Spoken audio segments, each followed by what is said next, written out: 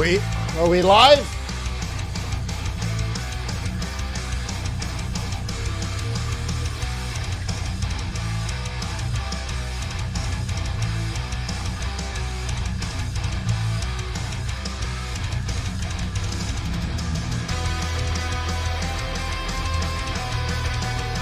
Yeah, I guess so. Had to pull it up on YouTube. Yeah, I guess so. Good. Almost ready. Just making a coffee.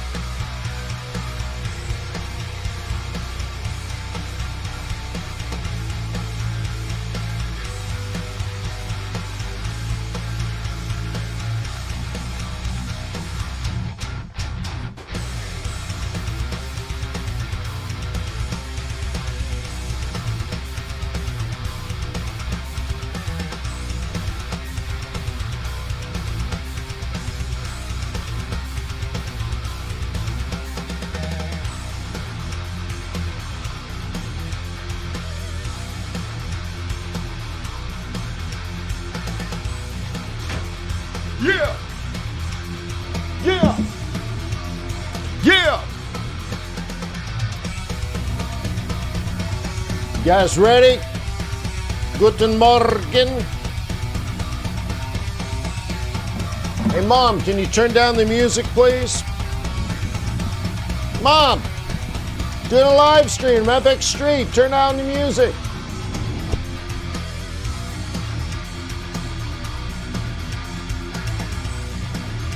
Mom, seriously, turn it down. What is she doing over there? What does she do all day? What is she doing? Anyways, good morning. How are you?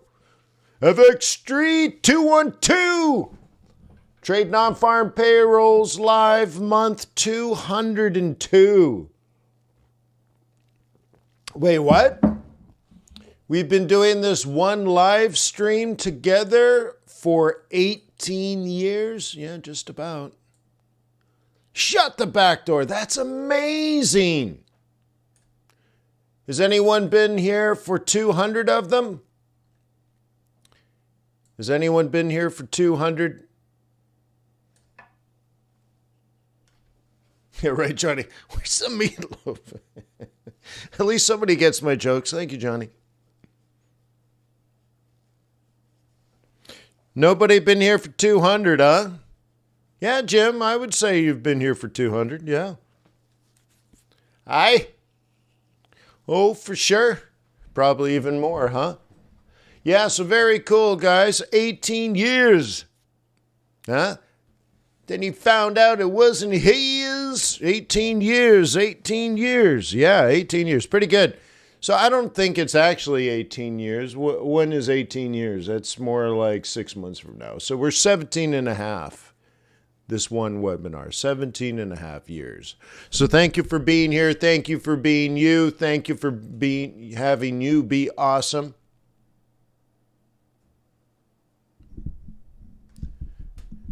Hey, does anybody like brokers that make money trading against them? Do you like that? Are you looking for a broker that makes money if you fail? What do you think about something like that? Sound good? Trader's Way is different.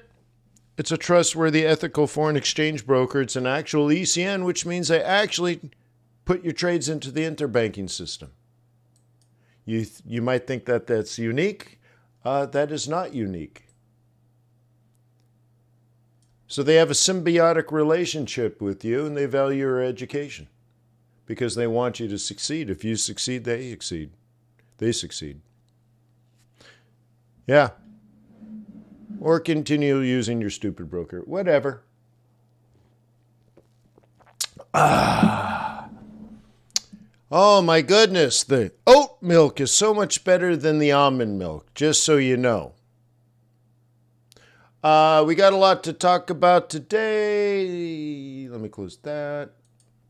We got an interesting non-farm payrolls. Very cool. And I don't know what the number is going to be. There's a couple of different things pulling us side to side. It could be larger than last month because of the end of the strike in Detroit.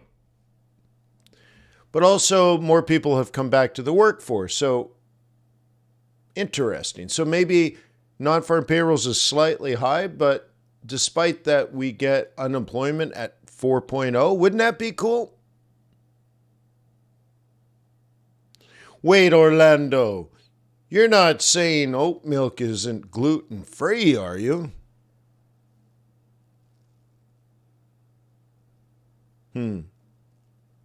Well, I heard almond milk. No, it's soy. I heard soy milk gives you man boobs.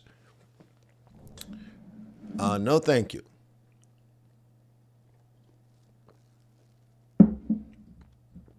What's wrong with gluten? No one's ever explained that to me. All right. All right. So anyways, so we might get a situation where the number's bigger than expected, which is bad. More people got jobs. That sounds good, but it's bad in the case of monetary policy. Or we might get unemployment to 4.0, which is a psychological level, which would be good. Or we might get both. So it's risk on, risk off. So we'll take a look at that.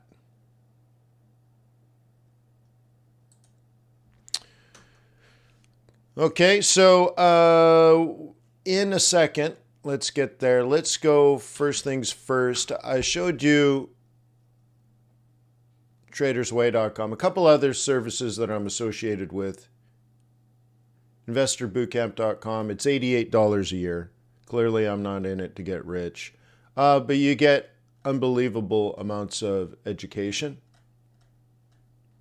for $88. It's ridiculous. People have paid $1,600 and got less. I'll probably raise the price because, I don't know, it doesn't make sense anymore. I lowered the price because of COVID. Well, that's come and gone, so I think I'll jack up the price again.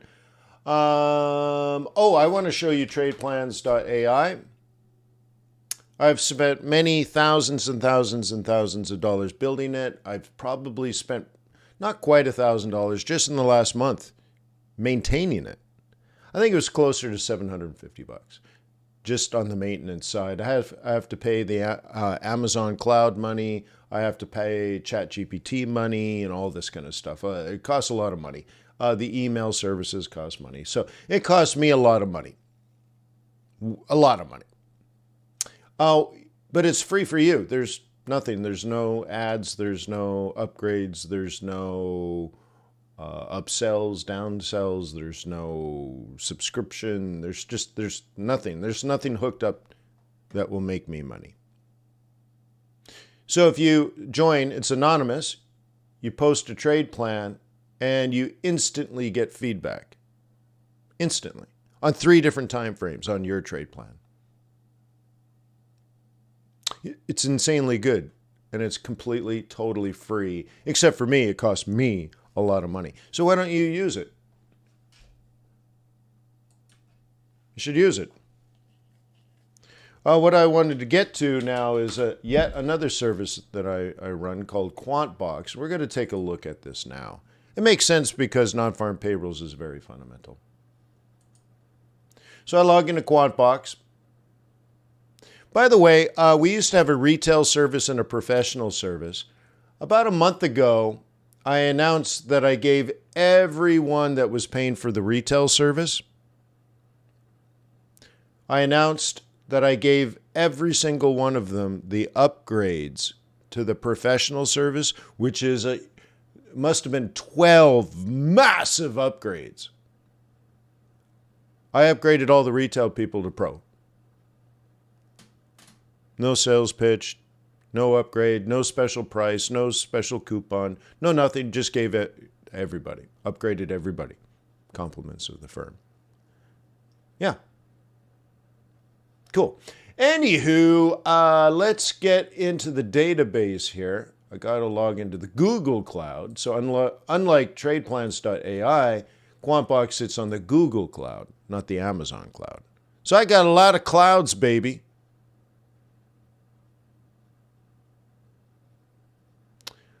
Orlando says nut milk is better. Is that right? Well, the almond part, it doesn't quite taste right. Do you have any other suggestions for milk to put into your coffee?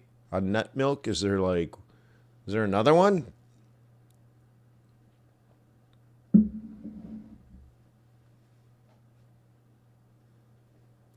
All right, so let's look at the world today. Load in, load in, load in. Keep those puppies loading. By the way, on this service, we are building a new AI, an additional AI. It's just like another brain. There we go. And this one is going to analyze. It's not going to create these individual reports. It's not like a new tool, because we have a lot of tools here.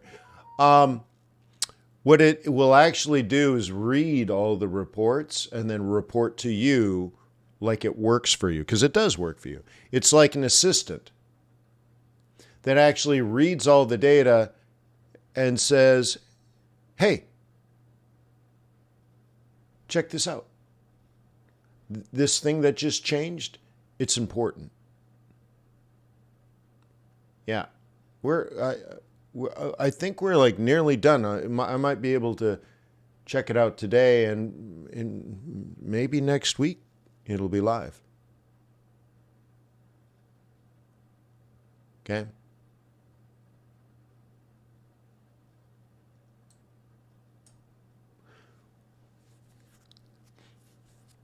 Coconut milk? Yeah, maybe. I wonder if it froths, because I just put it in my cappuccinos, that's all. All right, so let's go back to this. Let me expand this. 10-year T-note is great. I caught it at 5.0. It's now 4.31, which means I'm doing really well. That means the bond market, or in this case, the treasury market, is in a bullish rally. And the higher the prices go, the more the yields fall. Cool. So I bought it low. I bought it at high yield, so I've locked in 5% for 20 years. I'm on the 20 to 30, but it's about the same.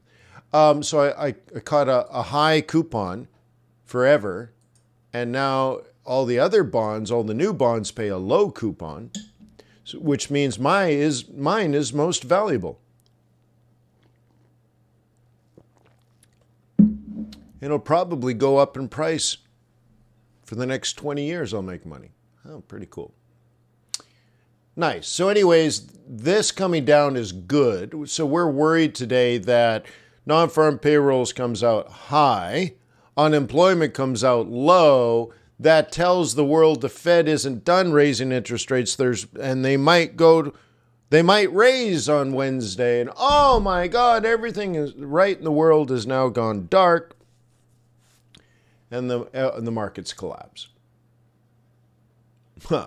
Well, it could happen. So we want to pay attention to this today. Oil, you probably saw it. It dropped all the way down to like what? Almost 65, which was the target I set up months ago. 65 was like the wow. I think we got to 67. But anyways, getting below 70 was a big deal. We've wiped all those people out of the market. Now we're back above 70.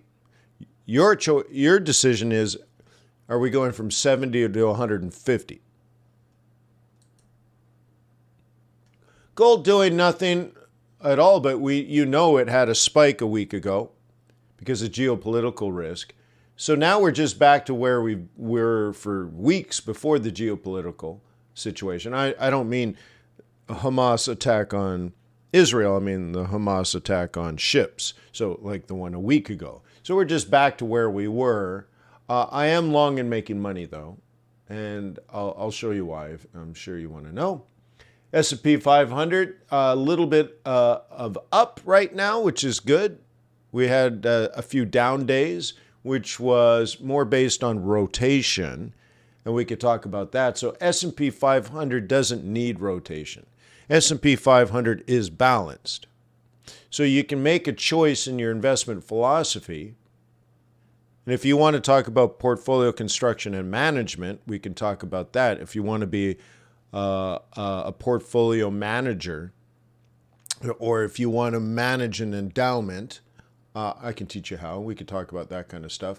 But you might otherwise want more of a barbell strategy where you have Dow and NASDAQ and you rotate around based on market conditions. If you don't like that, you just buy the S&P 500 and you get both anyways. Euro dollar, hey, we were flirting at 110 for a while. Then, look at us below 108. And Bitcoin, Oscar Mike.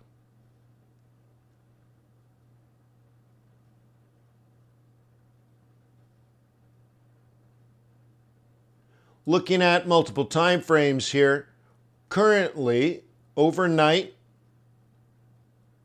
the markets have been mixed. This week, the markets have been mixed. And over the last month, it's been steadily, slightly bullish. And we get this information by looking at the Japanese yen on these three different time frames. It looks at Japanese yen, it looks at gold, it looks at U.S. yields, it looks at the dollar, it looks at the VIX, which is volatility, and it looks at the S&P 500. That's our basket. And based on what's happening, it throws together an evaluation, and it's ever so slightly on the long run risk on, which means if you're a bull, you're probably looking for, some Aussies, some Euros, some CAD, some Kiwi. So you want to kind of go to those markets and see if they provide technical analysis that are favorable for buying these. It doesn't mean outright buy them. It's just like that would be the assumption if you too are risk on. And in that scenario, you're typically selling dollar, yen, and Swiss franc. Now, yen is on the move right now and not for selling, maybe. Right? So anyways, you say, well, wow, that doesn't make sense. Well, that is unusual. You're looking at a change in monetary policy by the Bank of Japan, not a normal risk on, risk off analysis. That's something else going on.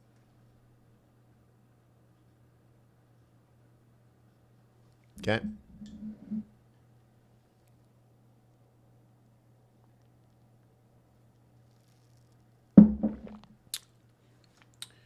Now, overnight, so this is sentiment, by the way. Here's another way of doing sentiment, but in a completely different methodology. So what we do here, Quant Box looks at all the economic conditions of each asset and then creates a score. It's either a +8 or a -8 or somewhere in between. And this is a score of 0. So everything to the right, okay, is a positive score. Everything to the left is a negative score. Then what you do is you look at what has happened like now. Like this is looking at now. It's not looking at yesterday. This is what these assets are doing now over the last few hours. They've either gone up 2% or they've gone down 2% or somewhere in between. So they have been bullish or they have been bearish, and they should be bearish or they should be bullish. And a scatter plot combines these two things. So anything over here is up, which is bullish, but has a negative score, which should be bearish, and this is unwanted. Everything down here is bearish and, right, has performed bearish overnight and is supposed to be bearish, and so this is good. Everything up here is bullish or has been bullish overnight, is behaving bullishly now, and is expected to be bullish because it has a positive Quant Box score, and this is right as rain. And now everything down here has a positive Quant Box score but is performing negatively, and that is unwanted. Now you can see the unwantedness is what? Negative 0.3. Oh, my game of negative 0.3. No big deal. Then on the positive side, right? Much of this is what? Positive 0.3. We have a couple of outliers. S&P 500 is up right now and is supposed to be up. Bitcoin is up right now and is supposed to be up. Okay, yen, Japanese stock market, is down and it's supposed to be down. So we have a few outliers in a positive role, like they are working. But generally speaking, everything else is flat.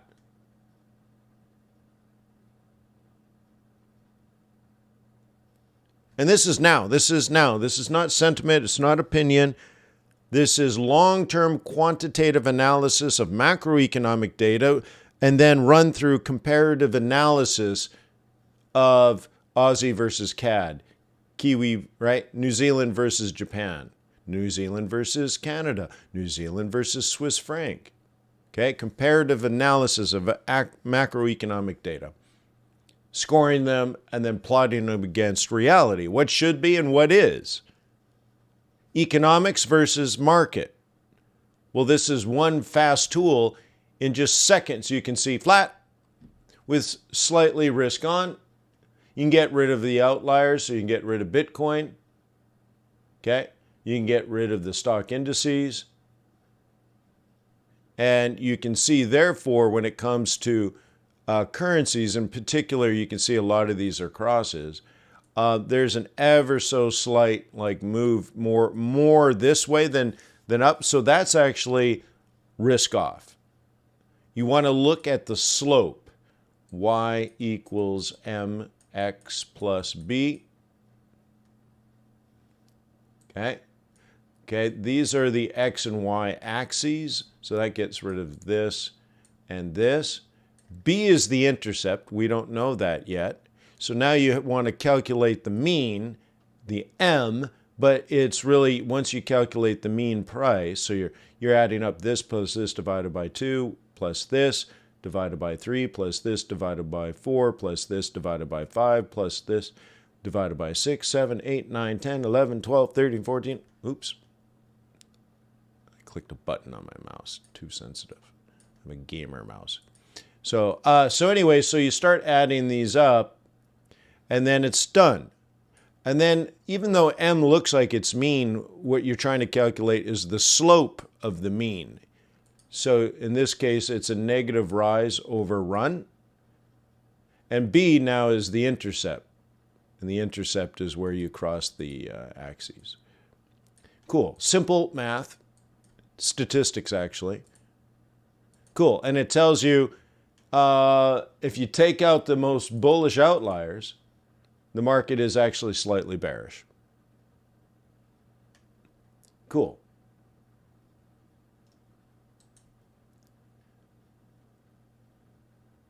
All right, here is the stock of capital, not the stock market, the positions, if you will, the aggregate positions of the market. The market's been very, very, very long, the Japanese stock market. I think that might be over, and you're going to see a major drop. Right now, Swiss franc is quite weak, and CAD is quite weak, and yen is quite weak. I think much of that's going to change very soon. But nonetheless, that's how the market has been positioned, institutional. This is all institutional money, long and short. So inventory, thank you. The inventories, or quantity of bulls and quantity of bears. Okay? All right, so that's the long-term inventory of these contracts. But week over week, I like to track the change. Money went into the pound. Money went into the Dow. Money went into gold. Okay? Cool. And money came out of the dollar. Money came out of the yen. Money came out of oil. Wait, what? Yeah, we had 26,000 more bearish positions on oil last week. Last week, 26,000 new short contracts in oil. What happened to oil? Oil dropped like a ton of bricks, or like a ton of oil. Kind of neat to know this stuff. I'd hate to trade without this knowledge. Hey, look at that. Week over week, pound became 8.5% more bullish. Dude. Well, it's interesting because it's basically 50-50 in institutional positioning, but money is definitely going long in pound. There's no doubt about it. There's less bears and 18,000 more bulls. Some of the bears left. It's not like it's just went all new money. Old shorts have left. Right? There are less bears week over week. So this is how that would look. So you would look at like pig dog, right? Pig dog. Talking about pig dog. Pig dog. How come I don't see it? Oh, I have to type it. I'm too lazy to type it. Great British Pound. Oh, there's no Y in it. There's the pig dog. Pound dollar. And so now we're going to look at the net change of two currencies, the pound and the dollar. Now, it's all the bulls minus all the bears. It's either a positive number or a negative number.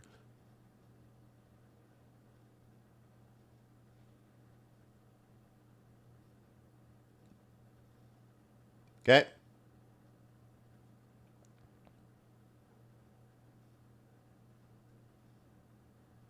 Okay? So the first one is the green. Green is pound. Going all the way back to March, there was a buildup in long positions or bullishness, let's say, in the Great British Pound. And then September 1st, money started coming out of the Great British Pound. This is all institutional money, and they were getting more and more bearish. As of October 4th, the position actually became bearish. There were more bears than bulls. And it got worse and worse and worse and worse and worse and worse and worse and worse and worse and worse and worse and worse until last week. Now, the market is still bearish, but look at the change. Meanwhile, dollar weakened, the number of positions. Okay, bullish, right? Dot. So we have more bulls for the British pound and less bulls for the US dollar. Now, right? Now, the total positions are still very bearish pound and very bullish dollar, but they're changing, you see? And now you can actually visualize, because this move here includes all the bears. It's all the bulls minus all the bears. Now we know it's new bulls, so that's a positive number, and less bears, which is a positive number. Because it's bulls minus bears. So the minus creates a positive. So very big move here. And now you can visualize the market positioning. Another way of looking at it is the market is still, okay, on the bearish side. But maybe that changes. Okay? This red is actually the pound dollar.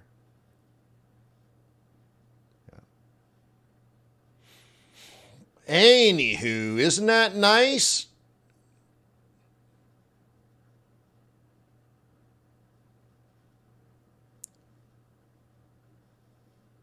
Isn't that nice?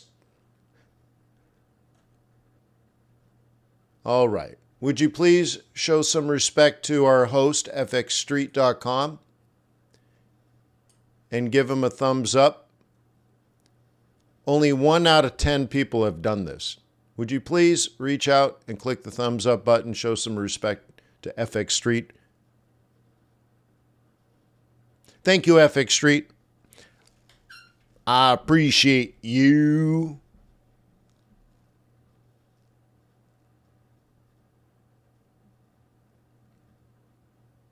Okay. No, you actually have to click the button.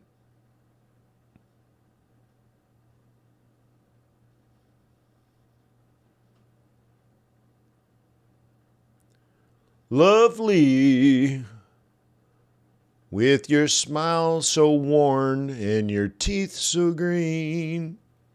Thank you, FX Street. All right. So let's move on to the next. This is longer term, but you can see this is cash flow versus inventory, as somebody said earlier, as Mark said earlier. Okay, the inventory of the positions versus the flow, the cash flow. And obviously we're interested in, when these are trending, you would look at like Euro Swissy, you would look at Euro CAD, you would look at Euro Yen all long until you see a change in these inventories and you want to trade the flow. You can trade the positive flow, money going into the pound, or you could trade the flow of money coming out of the dollar.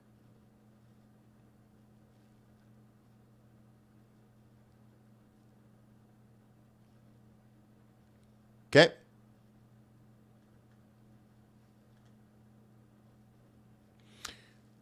Mr. Wright wants to know how to do the calculations. Well, you have the number of contracts long, the number of contracts short. Okay? So now you have the total number of contracts. You also can compare the new number of long contracts to the previous week's number of contracts, and you get a percentage differential. So you can see there's 0.9% more bullish contracts than last week. Now, we don't show you last week's number because the table gets too big. So we just tell you what's the total now, but what's the total change.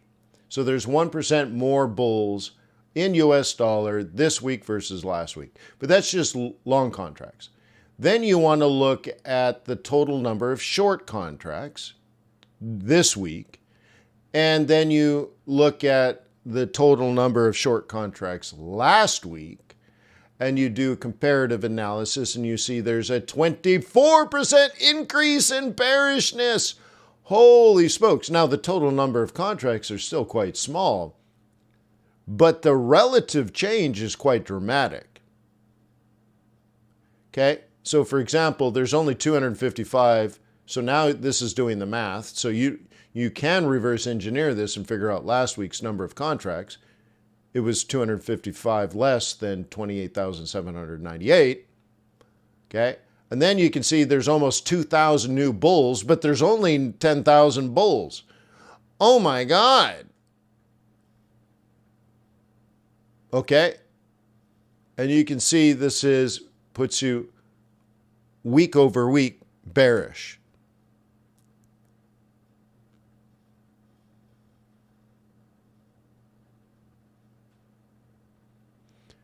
Kendo says needs a tool for trading stocks. I might be building the most amazing stock trading and commodity trading and indice trading and forex trading technical analysis tool ever made by mankind. I haven't decided. I had some meetings. It just comes down to money. How much do I want to put up front and how much do you want to pay monthly?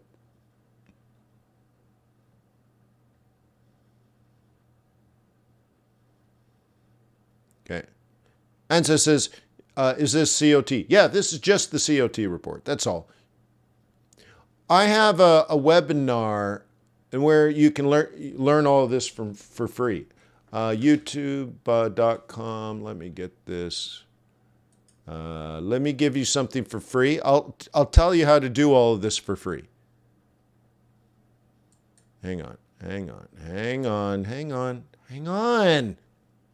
Gee whiz. All right, 90-minute lecture on risk reward. No, that's stock trading. 90-minute lecture on fundamental analysis. Okay, now I have to actually bring this up to get the full link. Okay.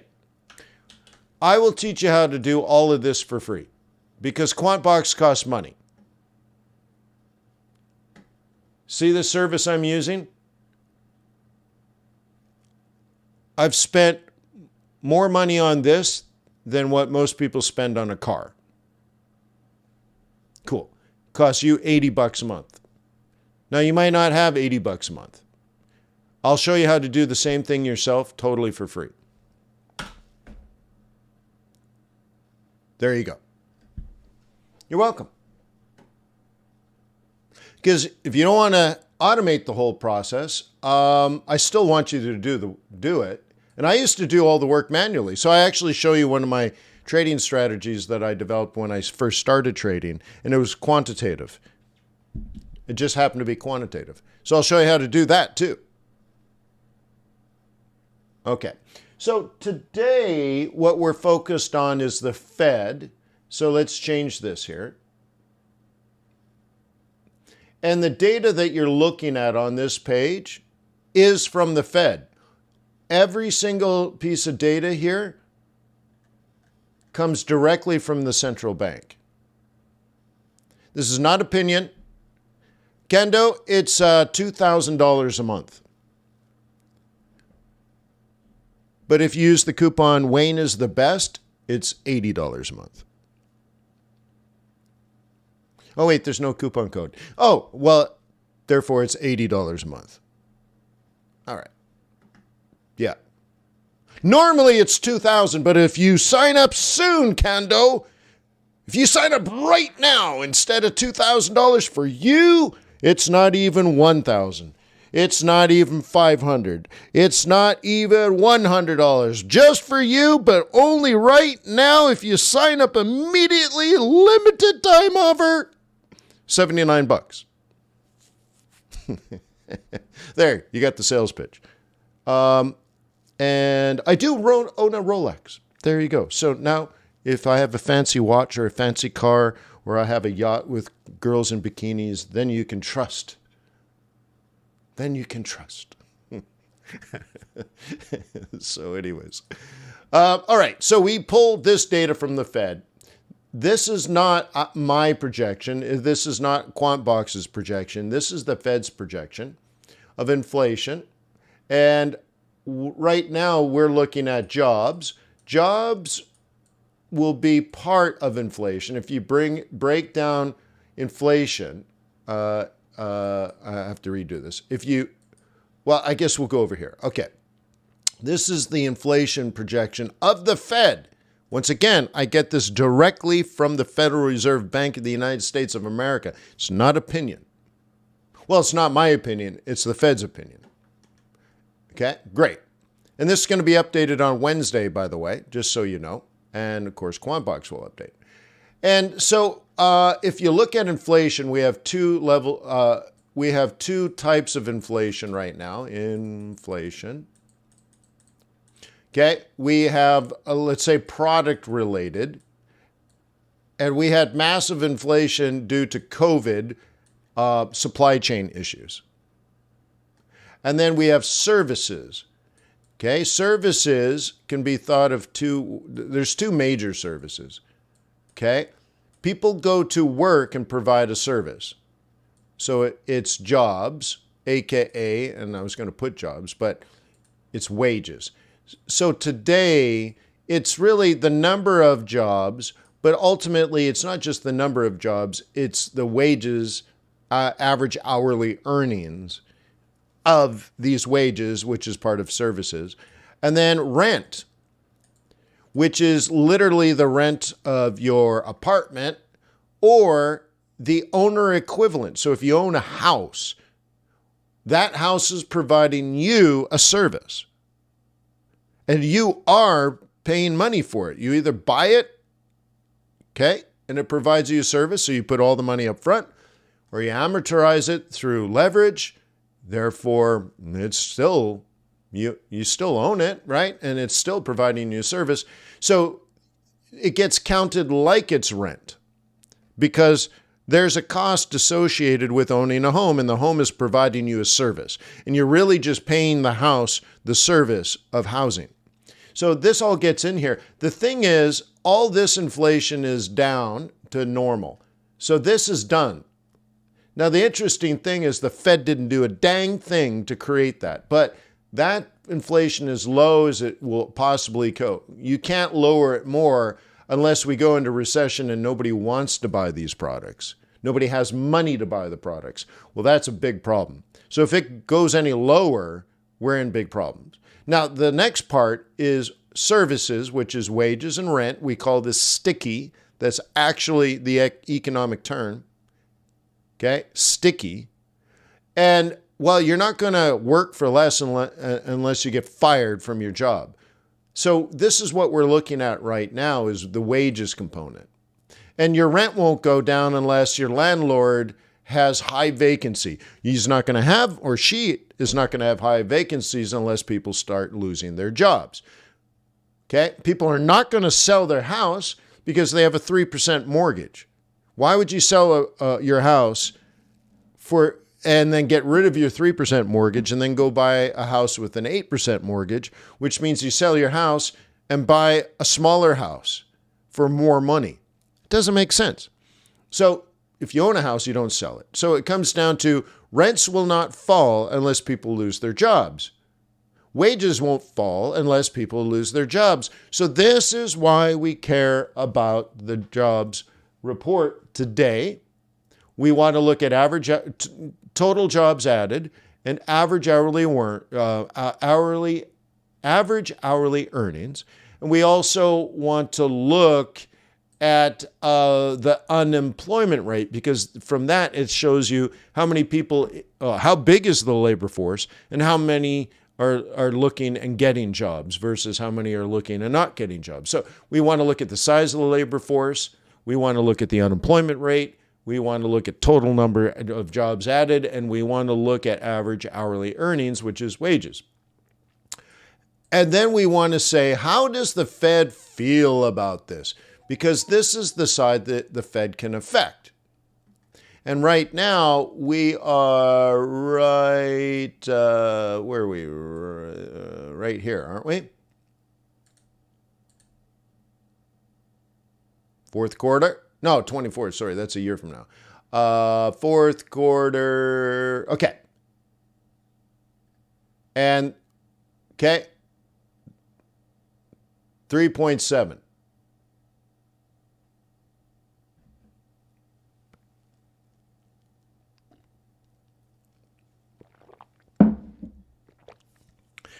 That's inflation, sticky. So if wages don't come down, and if rents don't come down, and if products don't come down because they've come down to the maximum level, then this will not fall further unless we go into recession. We could be a problem.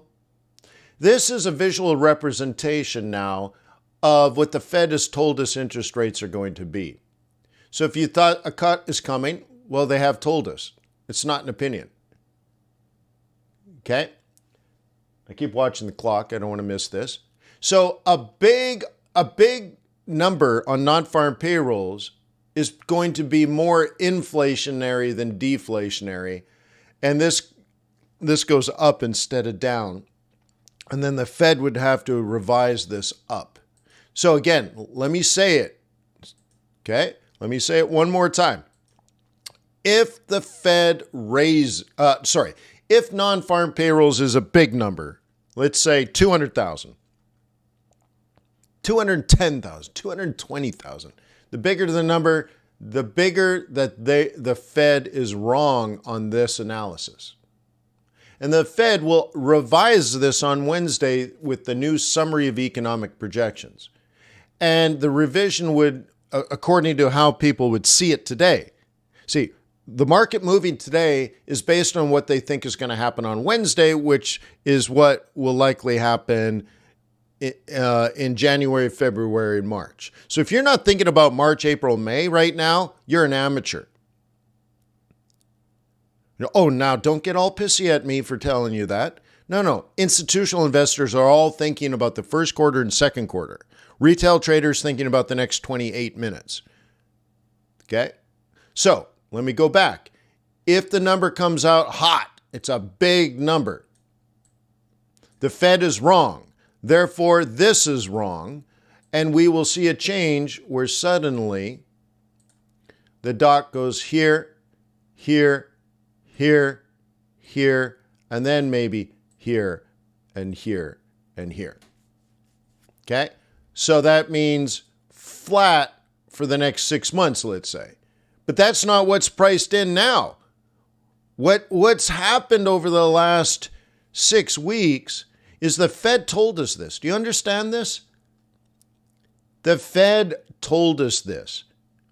I know this for a fact. It's in my Quant Box. It's quantitative. It's only fact. It's right there in your face. Yet people on TV, the experts, give you opinions. And I'm like, why do you need an opinion when you have facts and we have it visually right now? This is what the Fed has told us. And guess what? Because this used to be a lot different. It used to look like what I just drew.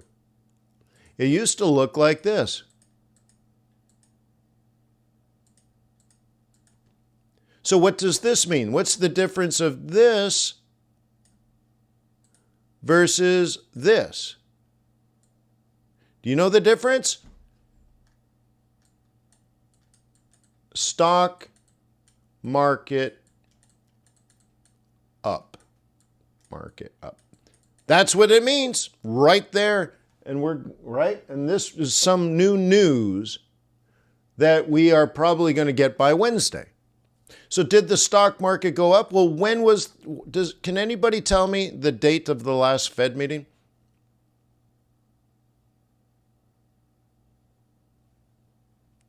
Okay. That's when you got confirmation of game on. When in November was it? 20th?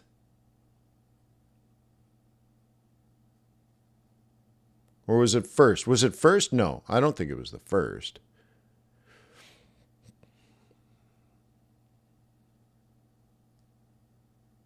But anyways, go back, and that's when Quant Box updated and told you, done.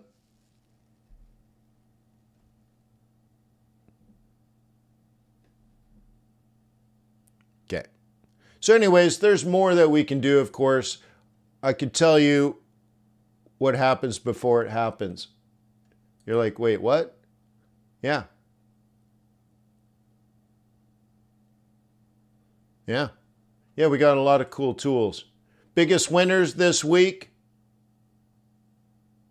Bitcoin up 13%. Biggest loser. Yield on the 10-year T-note down 5%. I caught this. I caught that, baby. Boom! Boom! Very cool, right? Cool. Love it. I'm going to sit on that for years. All right. The other thing which I caught, which is kind of interesting, and I think you might want to talk about this later, but I'll just give you the food for thought. I shorted this at 188 and it dropped to 178. 1,000 pip trade in a week.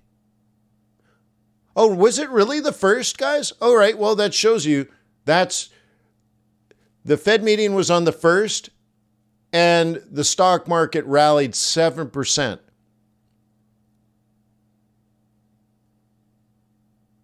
And it was because of what's in Quant Box.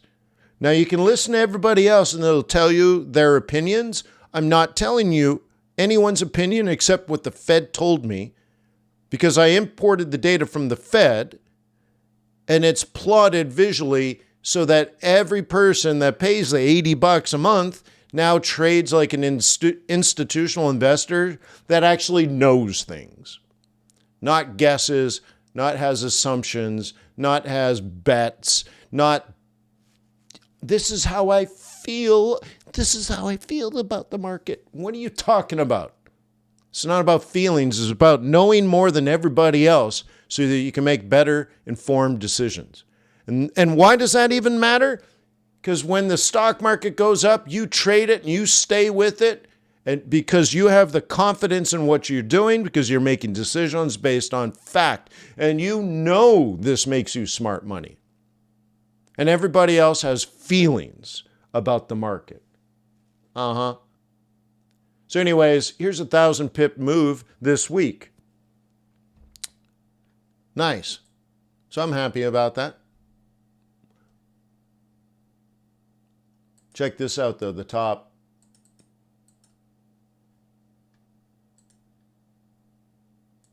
Look at that. Right there.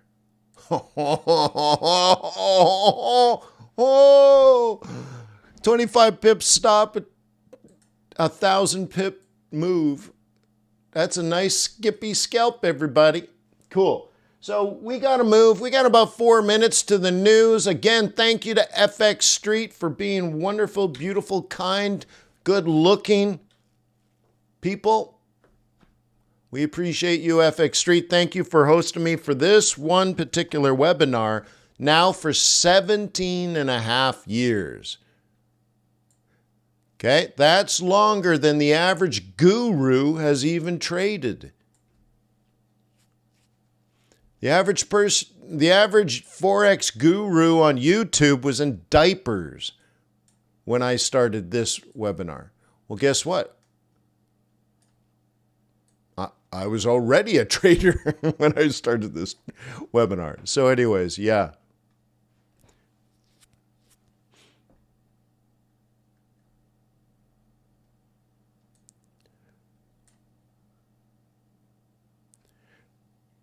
Okay. Cool. So anyways, thank you for being here, everybody. I got FXstreet's calendar up and running, ready to go. Hot to go, HOTTOGO.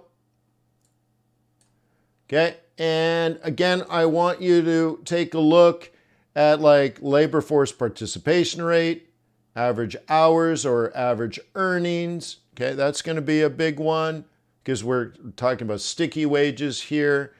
We're looking at the headline number. We're looking at revisions. Remember, this job report includes people going back to work after the strikes in Detroit. There's a lot going on here that we want to pull apart. Okay. And again, just quickly, if you like my attitude, okay, I want to share resources with you that is associated with my work. tradersway.com, an ethical, right, and trustworthy foreign exchange broker. There's me. I associate myself with them. Tradeplans.ai. Free second opinions. Free second opinions. I'll give you a second opinion on your trade for free. Tradeplans.ai. Quant Box. This is where you get all that quantitative analysis that I did for you. Some of it's in real time. Some of it is updated weekly. Because, right, the real-time stuff is more sentiment. The economics stuff is updated when the economics are updated. So it could be weekly, could be monthly. Okay, but it's all there. If you struggle with your fundamental analysis or if you struggle with your confidence, Quant Box will fix that.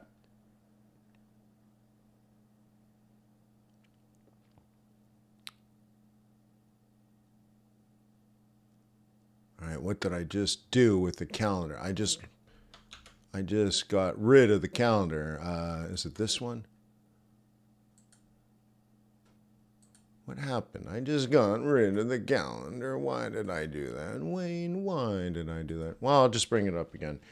FXStreet.com economic calendar, by the way,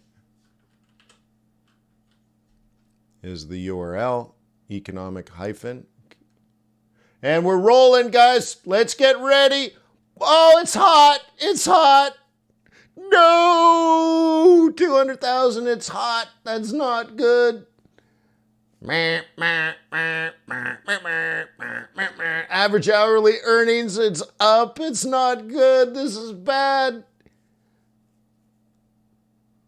Month over month is bad. Year over year is okay.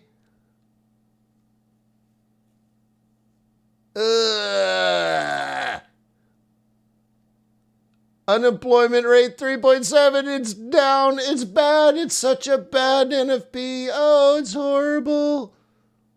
Help me, Oprah. Help me, Tom Cruise. Oh, it's a bad one.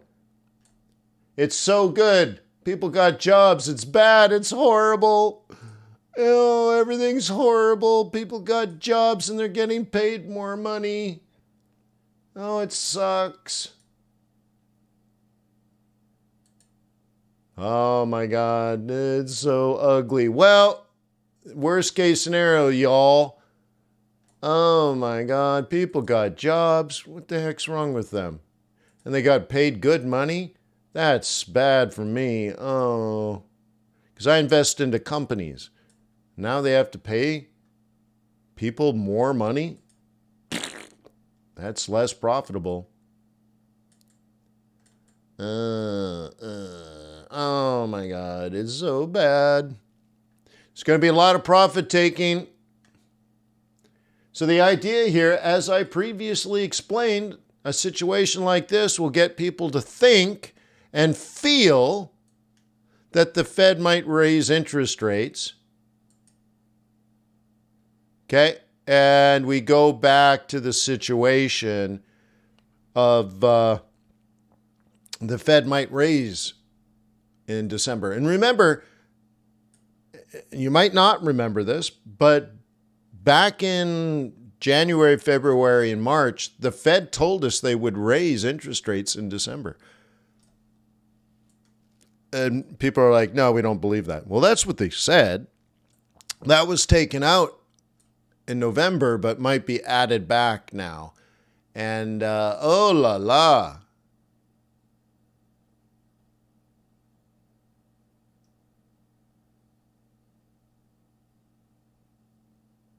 Okay.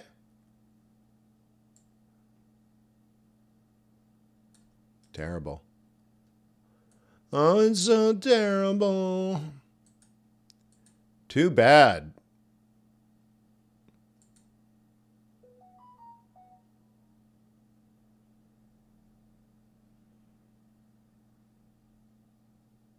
On hell's on it, yeah. No, but I'm just saying for longer term institutional investors, it's going to force some profit taking. And that, you know, no so good, as they say. Okay, so now look at the technicals here. Let's run through it quickly. Up, up, up, up, down, down, buy, up, up, up, up, down, down, buy, up, up, up, up, down, down, buy, up, up, up, up, down, down, buy, up, up, up, up, down, down, buy, up, up, up, up, down, down, buy, up, up, up, up, down, down, down, down, buy, up, up, up, down, down, down, down. Uh-oh. Lower high, lower low, lower high, lower low. Range, range, range, range, range. Now we got the news, and now this is logical catalyst for okay? And you get, as I already have highlighted, you get the downward sloping. Remember, y equals mx plus b? Okay? Slope, okay, as measured by the rise over the run, okay, when calculating the mean, in particular the slope of the mean, you get a negative integer, okay? And that's a fancy way of coming to the conclusion of this is more bearish than bullish. So the only thing left that's even hopeful, and I don't even like even thinking this way, but some bull buys it low despite all of this bad news. But that doesn't even make sense. Osamu says recession coming. No, it's the opposite.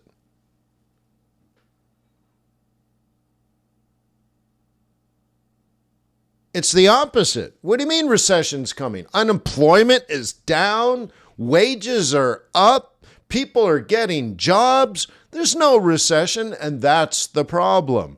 The Fed will need to do more.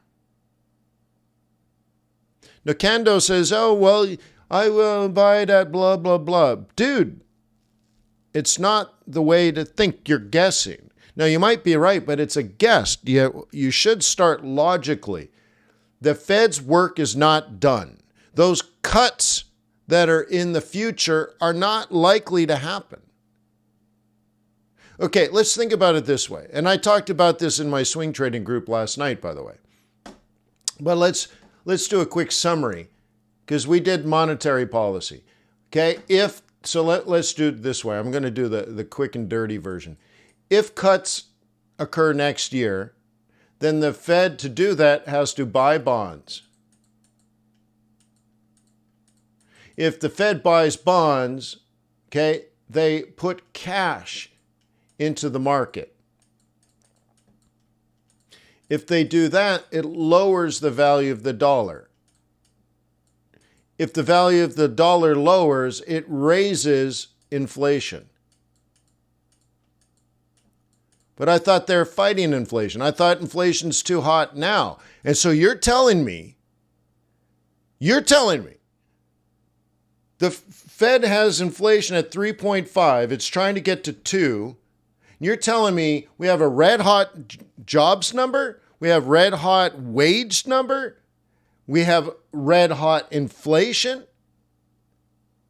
And you're telling me the Fed is going to cut interest rates next quarter and create more inflation despite their stated goal at 2.0? So you think, no, they're saying 2.0, right? Their lips are saying 2.0, but their eyes are saying 4.0. No. I don't know. I don't know the future, but does that make any sense?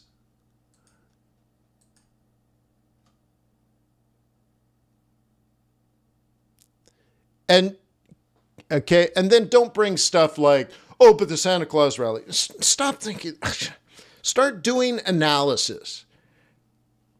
And stop trading because your MACD told you so, or the 3 pregnant nun candlestick pattern told you so, or these wives' tales of, well, there's a Santa Claus rally at the end of the year, so even though all the economic data is horrible, I'm going to buy the dip. Okay, well, stay amateur as long as you want. You're depriving yourself of your destiny. Richard says the spread is too high at being close to 200 basis points. Could they drop it to from 200 basis points to 150? Yes. To do that, they would cut the Fed funds rate twice. Yes. The issue is when? When wage inflation's going up? Seriously? Or when unemployment is going up? When do you think the Fed's going to cut and make more inflation? When inflation is growing again, or when inflation has collapsed? Your guess is as good as mine. I'm going to make mine based on, let's just say, math. Okay?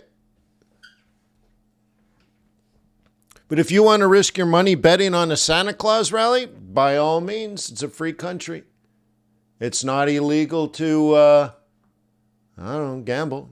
Well, I guess, well, it is illegal to gamble, but only in some parts now? I don't know. Half America, you can smoke weed, get high, and gamble your money. I'm not sure why, but it's a weird world, man.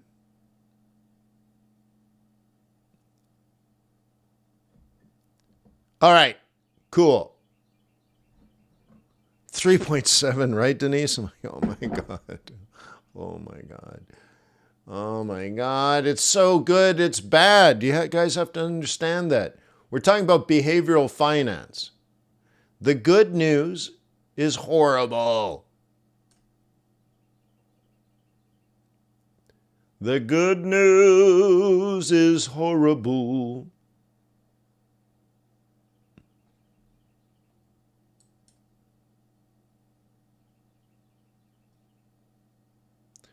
The good news is horrible. Right. Anyways, here's our oil. Oil back up. Okay. You have an interesting scenario. It's short-term versus long-term. You have a double bottom, higher high, higher low, which already gave you an opportunity. The trick is now you're buying into a sell zone. And the chart says, this is still, if you're going to use technical analysis, that's what's happening.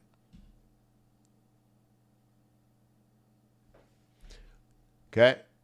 Now, if you're going to try, it's worthy down here, but it's not worthy way up there. So, real standard pattern, double bottom. Okay. Higher high, higher low, roll reversal. So about 4 hours ago, you should have gone long. Maybe a little less than that. 3 hours ago. If you didn't go long, you're not a bull.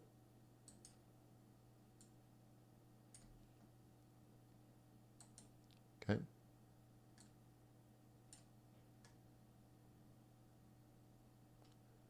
Okay, simple enough. I have to change my indicators. Biased pivots, bullish mode because you're a bull, so that's a bullish setup. Okay. Target today, let me set your target, has already been achieved. Check that out. Isn't that wild? That's so wild. Wild stuff. Wild stuff. This is the projected high for the day. This is the new entry that just presented itself, and it's based on tomorrow or Monday. And the target right now is $72.31. A buy at 70.40, target 72.30. You can go do 72.40 to make it a nice round number. Cool.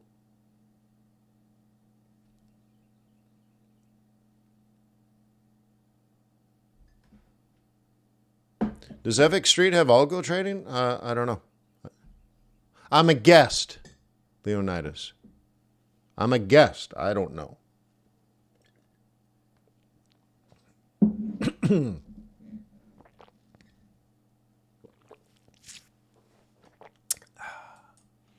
Cool. So that's how you put that together, thread that narrative together. I can drop into gold. And I'm long right off the bottom.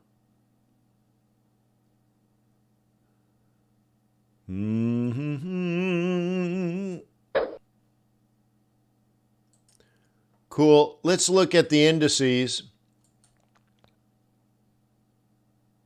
Short-term indices, hesitation on yen.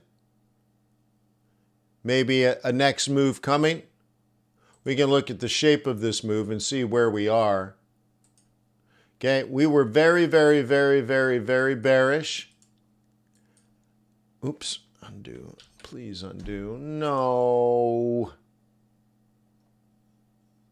Help me, Jim. Help me. How do I undo that? View, edit. Jim knows.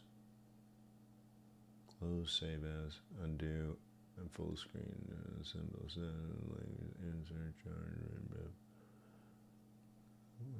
How do you undo? I thought I undoed.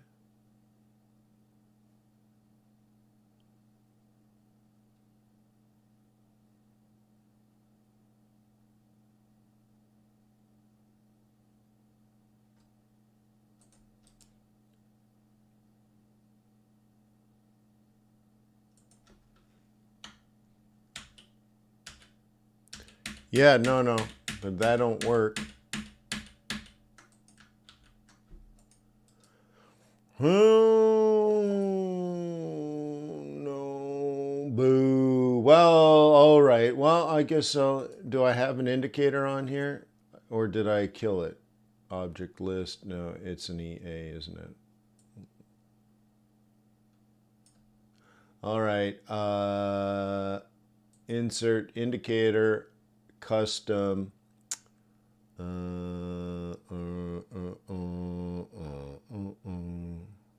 Index something, right? Something index. Is it this one? And we want your yen. And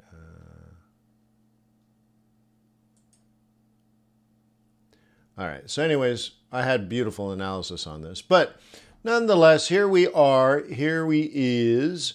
And one of the things I highlighted at Investor Bootcamp a week and a half ago, it was the main theme of what I talked about over the last week and a half. Get ready for Japanese yen strength. Even though we basically haven't had any for years, now might be the time.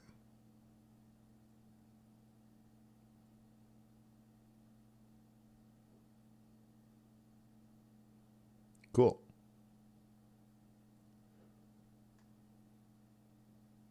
How much does FXStreet course? FXStreet usually doesn't charge a lot of money. My course is $88. But if you're saving money, I wasn't aware that they had a big course. Interesting. Cool.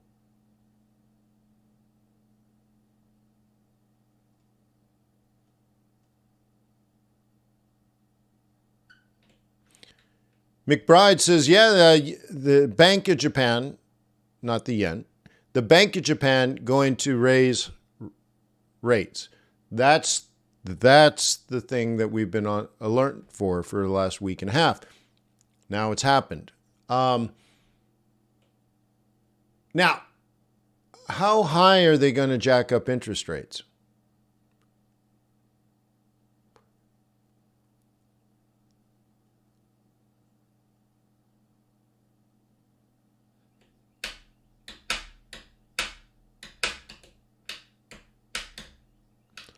All the way to zero. Yeah. But the issue, though, is if interest rates fall in places like Europe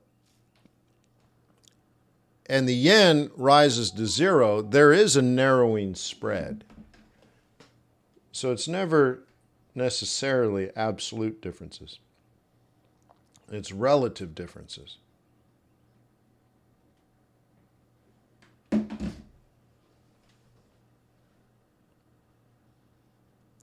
You join investorbootcamp.com. The question is, how do you join my group?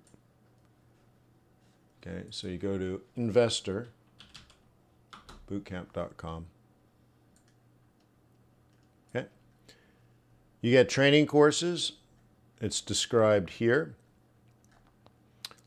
Planning, so trade planning, swing trading, Forex basics, price action, MT4, MT5, central banking essentials, day trading methodology, understanding macroeconomics. Like each one of these is like 16 hours long.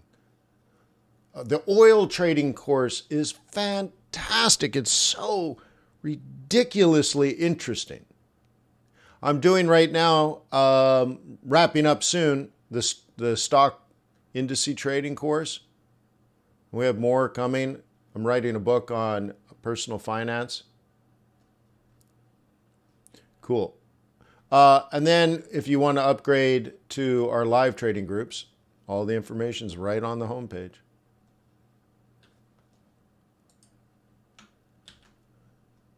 Pretty simple. And I've been running that for 20 years.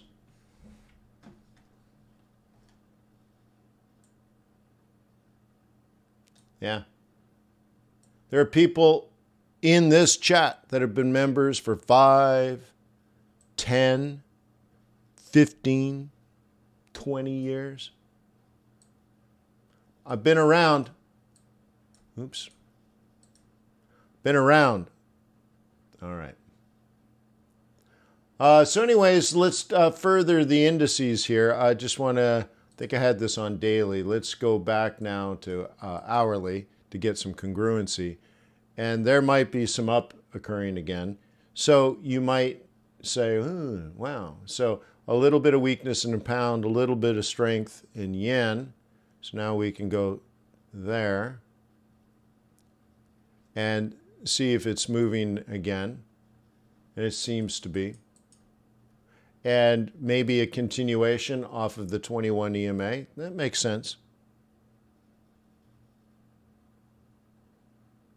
Yeah, Jim, I believe it is. I haven't intentionally taken it down, so it should be there. The only thing that's not there, Jim, is the very end where I gave you 3 days we spent on trading strategies. Maybe 4 different days we did trading strategies. And that was for the live group only, but the rest of the course is there. Oh, I certainly didn't intentionally take it down.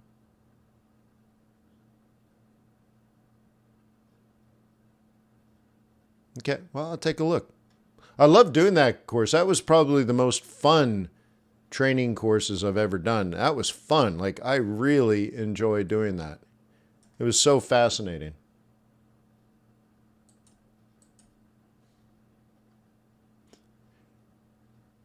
Yeah, and I think that one you didn't even want to do. And finally, you begrudgingly said, "Oh, okay, I'll do it." You did it out of loyalty.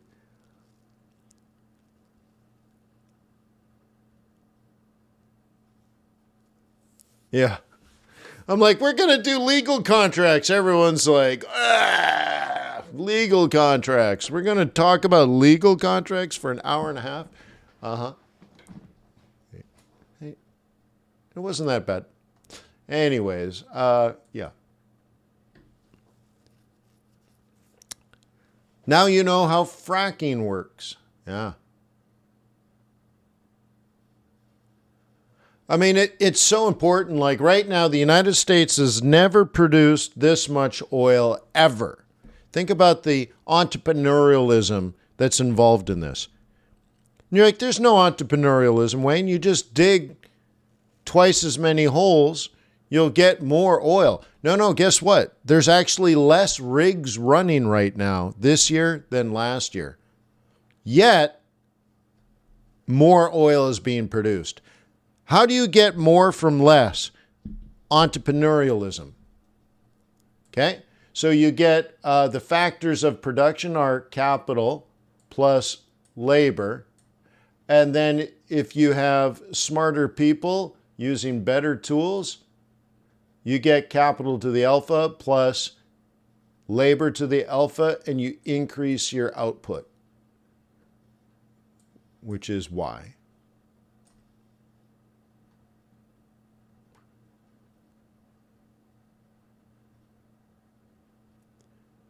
Okay, interesting, yeah.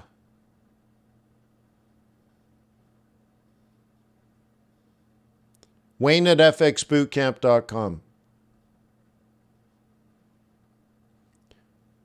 Yeah, and you're like, with the site. My guess is that's Quant Box? Yeah, be more specific. Which site, what's the problem? Yeah, but you can email me. Yeah. I try to automate everything. I don't have time.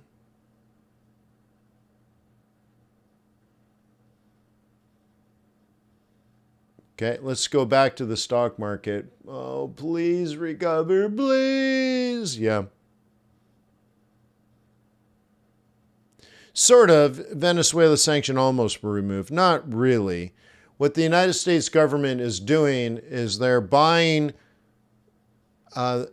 Venezuelan oil, but they're sanctioned by the U.S., but the U.S. now needs them because they screwed up relationships in the Middle East, and now they're desperate for new sources. And they also screwed up with Canada. They refused to build new pipelines.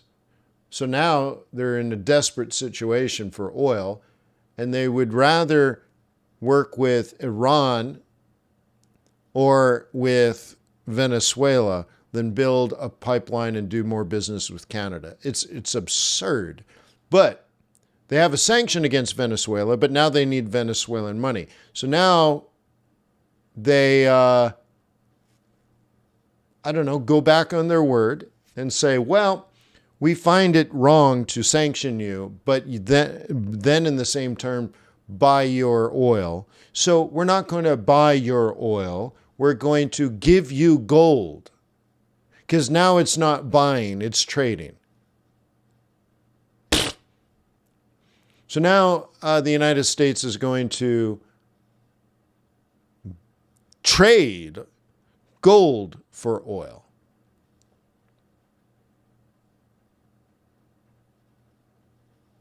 We'll buy your oil, we'll give you gold, because that won't be breaking the rules. Anybody that does that makes me sick, actually. Slimy, in my opinion. Slimy. Terrible. Or right before Hamas attacked Israel, the United States, against their own sanctions, gave Iran $30 billion in oil sales. So they bought Iranian oil, gave them $30 billion. 2 weeks later, we had a terrorist attack. I'm like, Jesus. And now why are they doing that? Well, the United States drained their own strategic petroleum reserve, and now we're vulnerable as heck. So now we're vulnerable and dealing with our worst enemies. Why? Because we don't want to build a pipeline with our closest friends. Why do we need that? Because American oil's too light. So you have to blend it with heavier oil. So the best blending stock you can buy is Canadian or Venezuelan. And right now, the United States is buying as much heavy crude oil from Canada as they can put into a pipeline. But they won't build more pipelines. So there's a finite. You can only have so much. Well, the United States needs more than that. We'll build another pipeline. No, it's bad for the environment. So we're going to go work with Venezuela. Jesus, Murphy, that doesn't make any sense. But okay.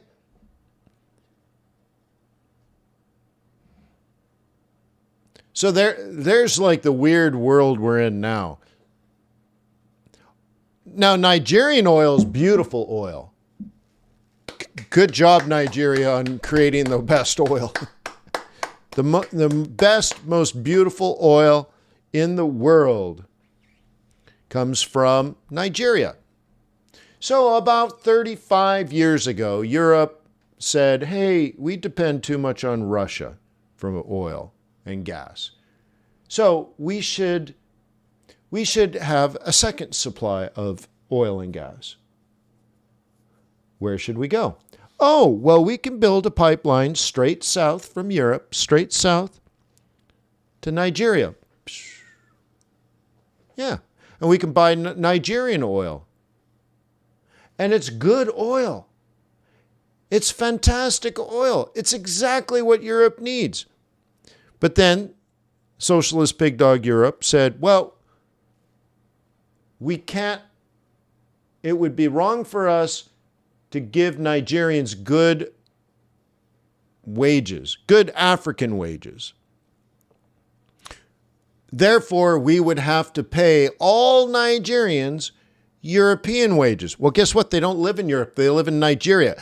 The amount of money is irrelevant. A wage is irrelevant. What's relevant is the standard of living.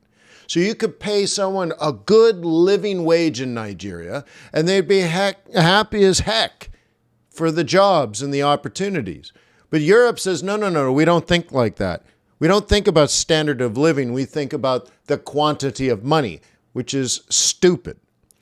So therefore they said, well, we would have to pay our Nigerians European wages. And if we paid them like they're Dutch, if we paid them like they're German, then we can't afford to do the deal. So we're not going to do the deal. So we're going to stay locked in doing energy deals with Russia forever. And they're like, it's okay because, the Cold War's over, so it's cool. There's no way Russia's going to turn bad again. There's no way that that's going to go wrong. So 35 years ago, Europe had an opportunity to deleverage their exposure to Russia. And now they're screwed.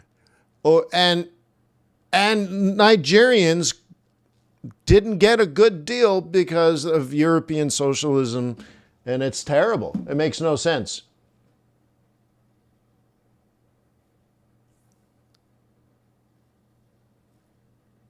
Okay.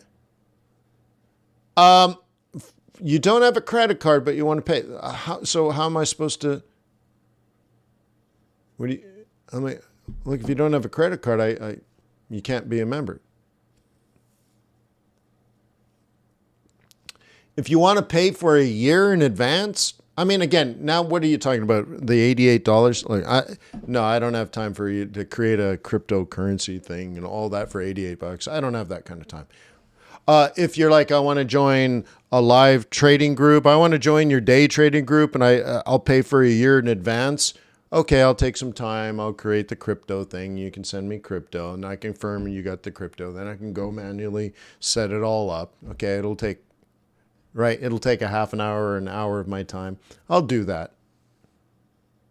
But for $88, I don't have the time. I'm sorry.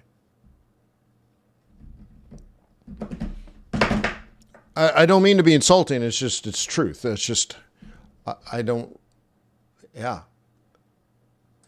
I run an education service, not an education empire. So I don't have like a staff waiting to assist you 24 hours a day. And we have, 15 employees, and we do $2 million in advertising, and we have more students than any other education course in the world. No. I teach you how I trade. And if you're cool with that, you can join. Right. But I got a lot of other things going on too. Right?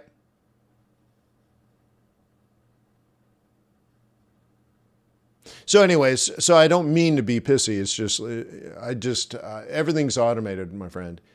And so if you don't have a credit card, it doesn't add up for me.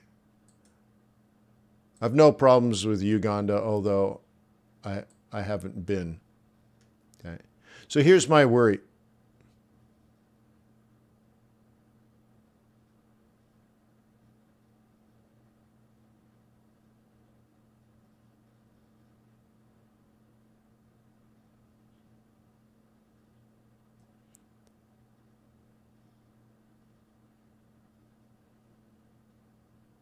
No, I have time for you, but if it's complicated for you to join because you don't have money or you don't have a card or you live in a part of the world that makes everything complicated, I don't have time for complications, right? It's not you. It's like, this is all automated. I log in multiple times, a day, help people to the point of exhaustion.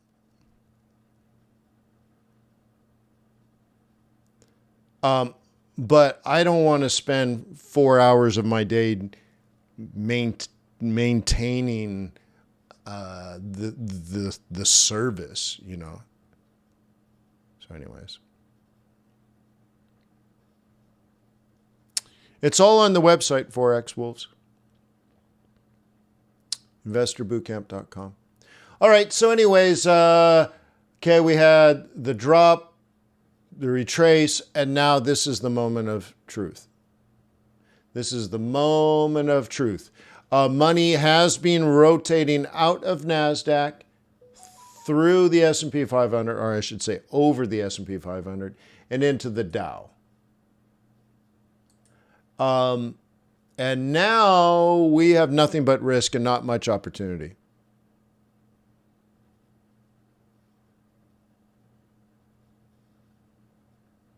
Okay.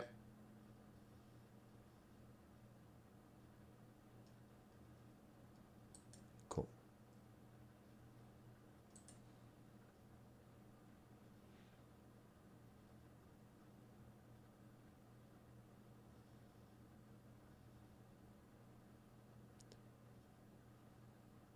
All right.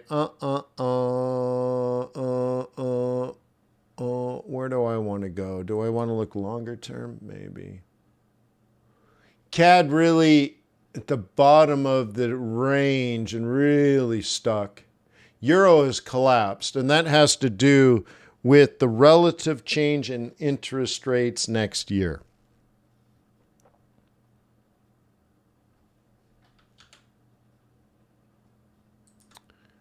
And I don't know if this will do it. Let's take a look here.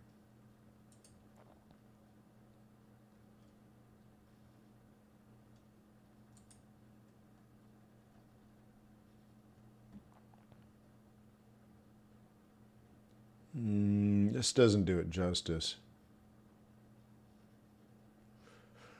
Doesn't do it justice. Yeah, so I'll leave it. That's how you should be trading next year, by the way. Yeah, Richard, I see you trying hard every day, so I do appreciate that, and I do see your skills improving dramatically. So good job.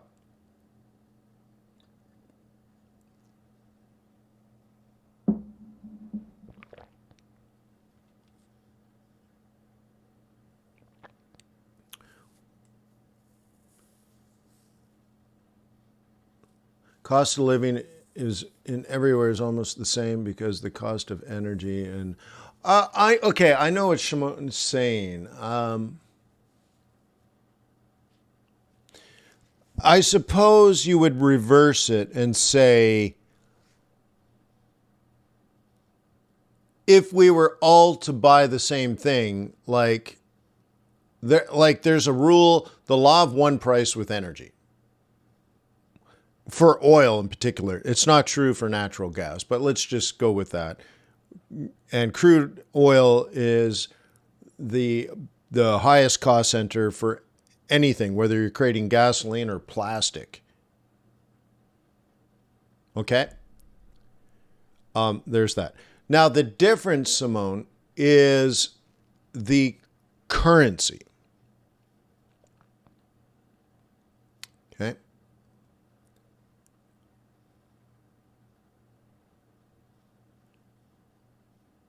And also the access to this information. So, like in Cuba, energy is cheap. Well, they get it from Russia for cheap. So gasoline is cheap. Oh, okay, cool. So the standard of living is high. No, because people have to stand in line to get cheap gasoline because there is no cheap gasoline. So, and it has to do in some parts of they have a closed economy and their money is worthless, really. So I went to Cuba in January because they had 100% inflation. I went back in June, I guess, May. I think it was May. Might have been June, might have been July. I don't remember. So I go back 6 months later, let's say, and they've had another 100% inflation. Now, a barrel of oil hasn't changed. A gallon, right, or a liter of gas hasn't changed. And the value of the currency hasn't changed because it hasn't crossed any borders. But yet there's 100% inflation. Now, on the next step, where did the inflation come from if the value of their local currency hasn't changed? Well, maybe there's been an increase in monetary supply, perhaps. Or maybe it was just, even though it was illegal, demand for foreign currency was so high that people were willing to pay double for a dollar than they did 6 months earlier. And 6 months before that, they paid double. So the value of a dollar doubled, and then it doubled again. So on the currency side, if I lived in Cuba on my US dollars, my standard of living is awesome if I can actually buy something. Now, I could get local food for cheap. I can get local rum for cheap. Well, they sell Cohibas and Monte Cristos, and Romeo y Julieta. They sell all that to foreigners. So that one cigar, one Cohiba, is more money than a Cuban makes in an entire year. Why? Demand for the foreign dollar. So no, you can't have a Cohiba if you're Cuban. Can't. You just, no way. It'd be like you spending $150,000 a year on one or on one cigar. You're like, I'm not spending $150,000 on one cigar. Well, that's what it's like for a Cuban. But local stuff, see, and then you go back to that, is cheap. So there's this, therefore, there's a foreign exchange component to standard of living. But it's not the quantity of money.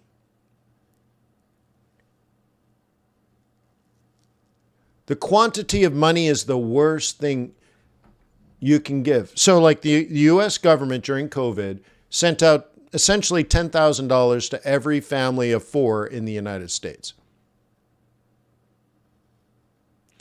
Now that family doesn't have the money. They've spent it. They have nothing to show for it. And now they're suffering through inflation.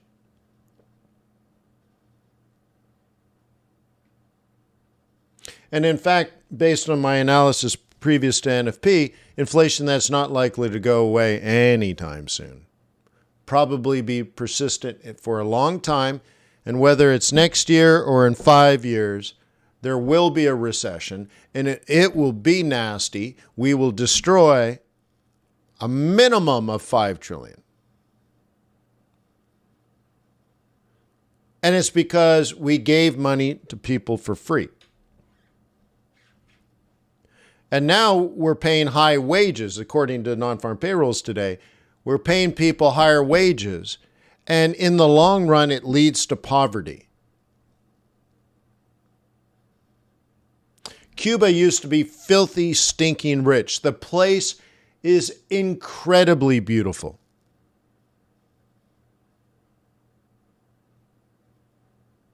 But now every single person is horribly poor.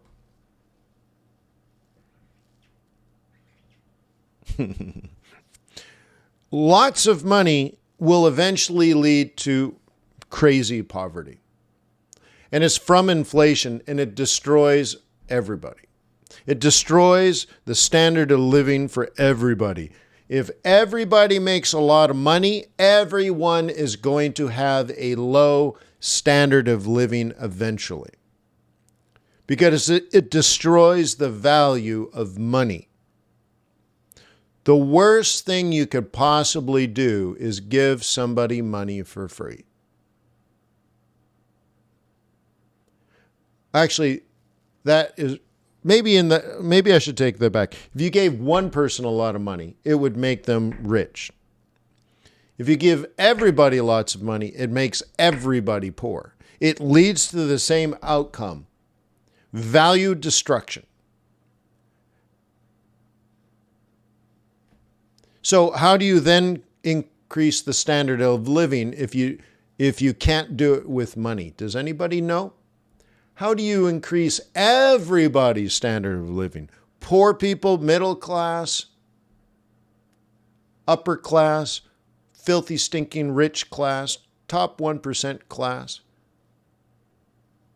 How do you make everybody better off if it has nothing to do with money? Remember, money is just an illusion. Cash is trash.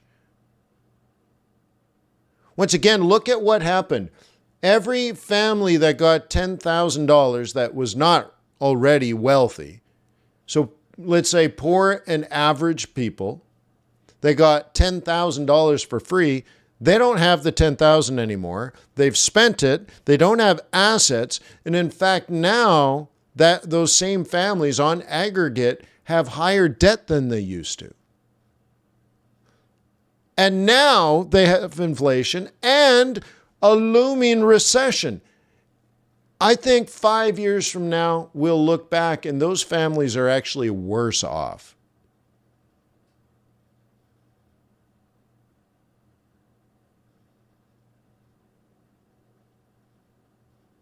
So the only way to raise the standard of living, and trust me, I've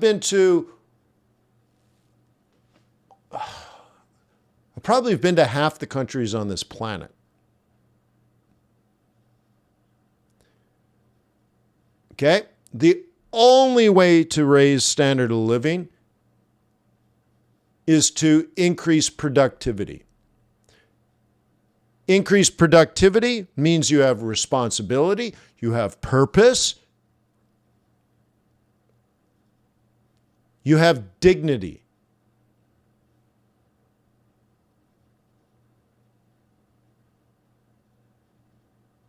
Because you're needed, you're contributing to society. And when you're productive, things get cheaper. You don't need more money. Why do you need more money? I've given this example 100 times, but you see this coffee mug? Now, first of all, I have a tiny head like a Muppet. Kermit the Frog has a bigger head than me. No, actually, this is a giant mug. So, all right. So I'm in the world of selling giant mugs. I make them. They cost me $6 to make, and I sell them at Target for $19.95. All right, cool. Now, I sell a whole bunch of them to Target, and they're like, dude, these are red hot. They're selling like crazy. We want to buy more. Well, I sold them in Target, so Target's buying $10 million at a time, right? So I'm like, dude, so I got $10 million in revenue already. Okay, great. So I decide I'm going to double the size of the factory. Okay? after the doubling of production, my cost drops to $4 from $6. All I did was make twice as many. And now I sell twice as many to Target. And now Target says, everybody wants these mugs. So now they sell at 20. And then if sales drop a little bit, then they say, used to be 20, but now only 15. Boom. And we're making the same amount of profit, but prices have been lowered. Both my wholesale price to Target and the Target retail price to consumers have all fallen. They're cheaper. You can get what you want for less money. You don't need more money because you live in a filthy, stinking rich country. If you've never gone shopping in America, it's unbelievable. I can't imagine what it's like for a Cuban that suddenly shows up in Miami and then their Cuban American friend says, hey, let's go to Costco. Hey, let's go to a Walmart. And you walk in, it's indescribable. It's the size of 2 football fields. So I went to a Walmart about 3 weeks ago. You walk in, it's the size of probably 4 football fields.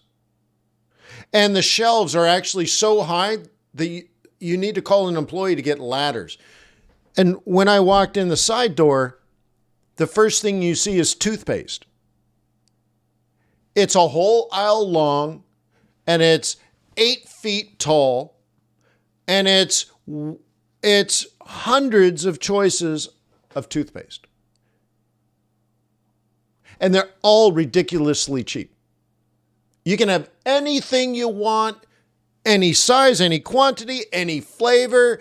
You want some for your kids, so you want cartoons on them, or you want the kind that bleaches your teeth, or you want the tricolored one, the bicolored one, the solid one, the crappy one, the expensive one, the one with that's in a silver tray and it spits it out, the battery powered one, just the travel one. So it's insane. And then you turn the corner and it's the same thing for deodorant. 10,000 choices of deodorant. But to make it more amazing, at that Walmart, they had a hospital, minor surgeries, and dentistry. You could have a tooth removed from your skull at the Walmart. Or have your hair cut, or have this, that, and it's all cheap, and it's all quick, and it's just like, holy crap, why do you need more money? Wages did not go up in the United States for 25 years. But I tell you, being poor in America might suck, but it's a hell of a lot better than being poor in Ghana. Ghana, you can't even get a credit card. United States, poor people, they have shoes. They're probably Nikes. Why? Went to the outlet store. There's outlets. You can get anything you want. Brand names, polos for cheap, Nike for cheap, American Eagle for cheap. It's amazing. You don't need much money in America. So the worst thing you could do is destroy what worked for 20 years and then just suddenly make everybody rich. Now what? Nobody can afford anything. And the people that needed the money most are worse off. In particular, 5 or 10 years from now, they're going to be worse off.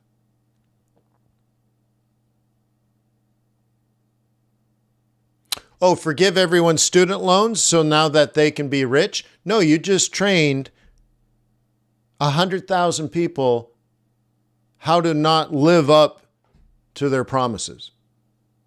Not how not to work hard. Not how not to pay down debt and increase their savings and investing. You just trained hundreds of thousands of people to not be successful. What kind of lesson is that? Oh, it'll make them less poor. No, it won't. It'll make them more poor. Sorry to go political, but that's my opinion. You want people that say, I make a promise and I stay and stick with my promise because it's my personal dignity at stake. I have one thing in this world right now, and it's my word, and it's worth millions. That's the attitude that makes success.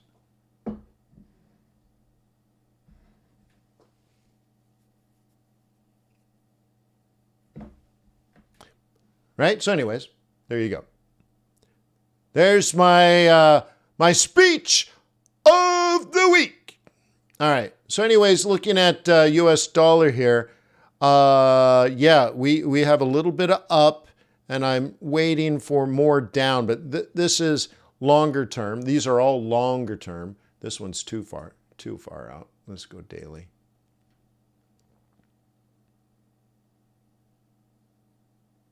Okay.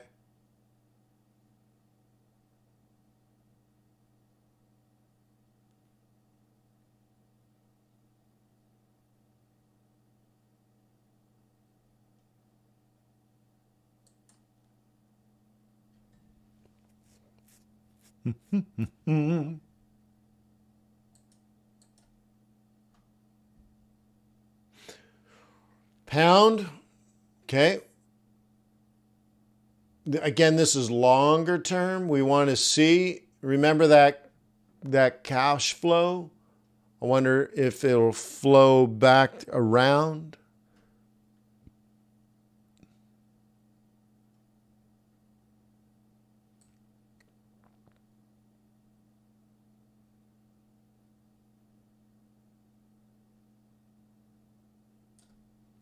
Okay.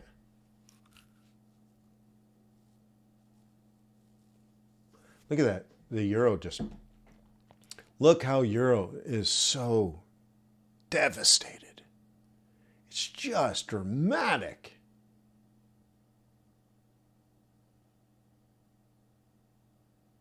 Yeah, I got to stop at break even so it doesn't bother me. Remember, I expect the dollar to get strong, right?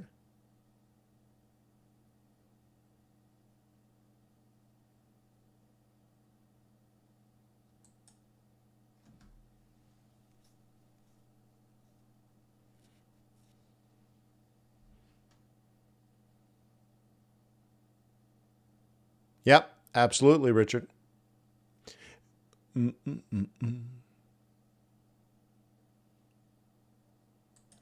Okay, let's go back to the stock indices.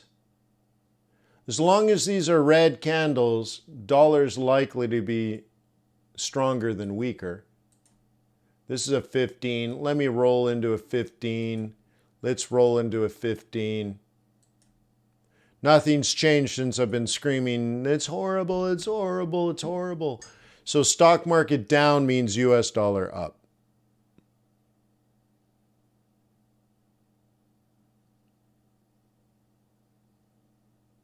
Thank you, MIA.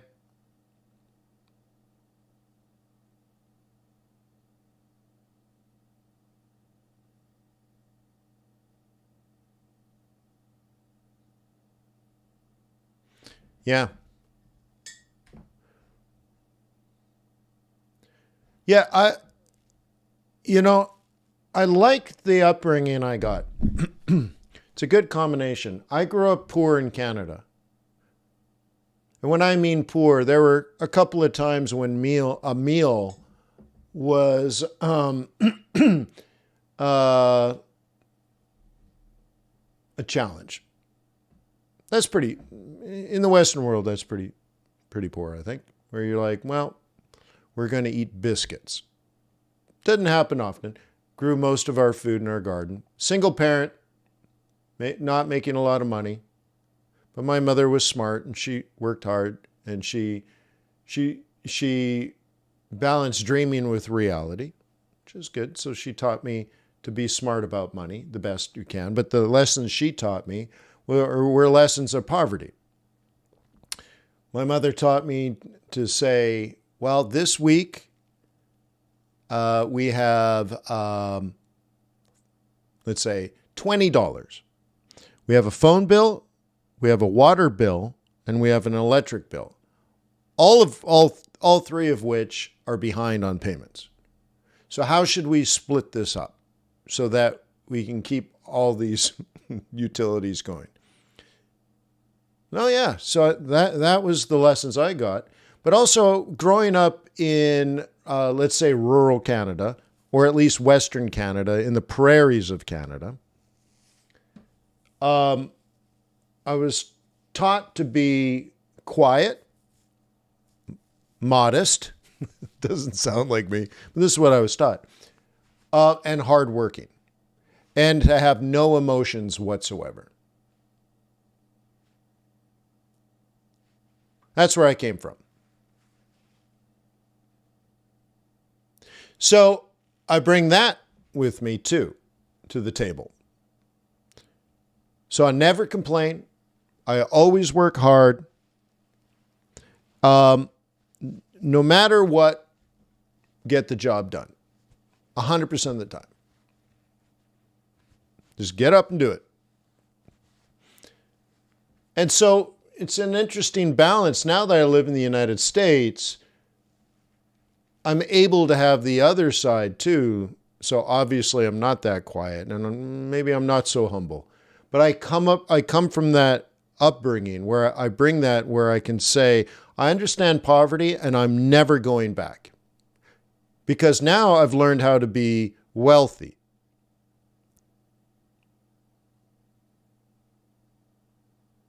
Okay? So I will fight against that going back, but I understand poverty. I understand being poor. I understand never being able to access what you need for the next step.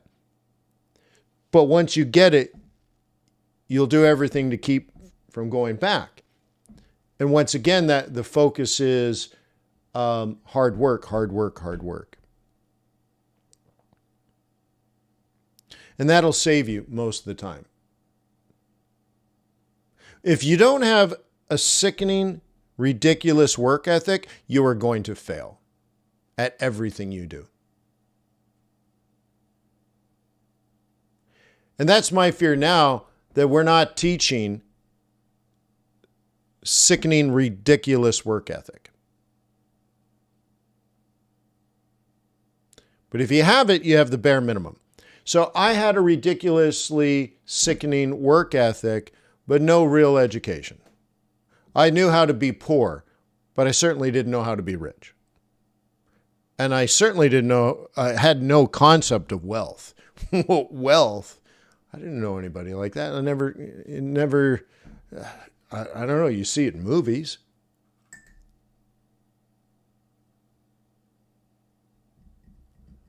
It's weird being Canadian watching like a movie that's located in Beverly Hills. You're like, what is that? Oh, that's Beverly Hills, California. It's warm. You're like, that's winter. What? Palm trees in the winter? Giant mansions. You're like,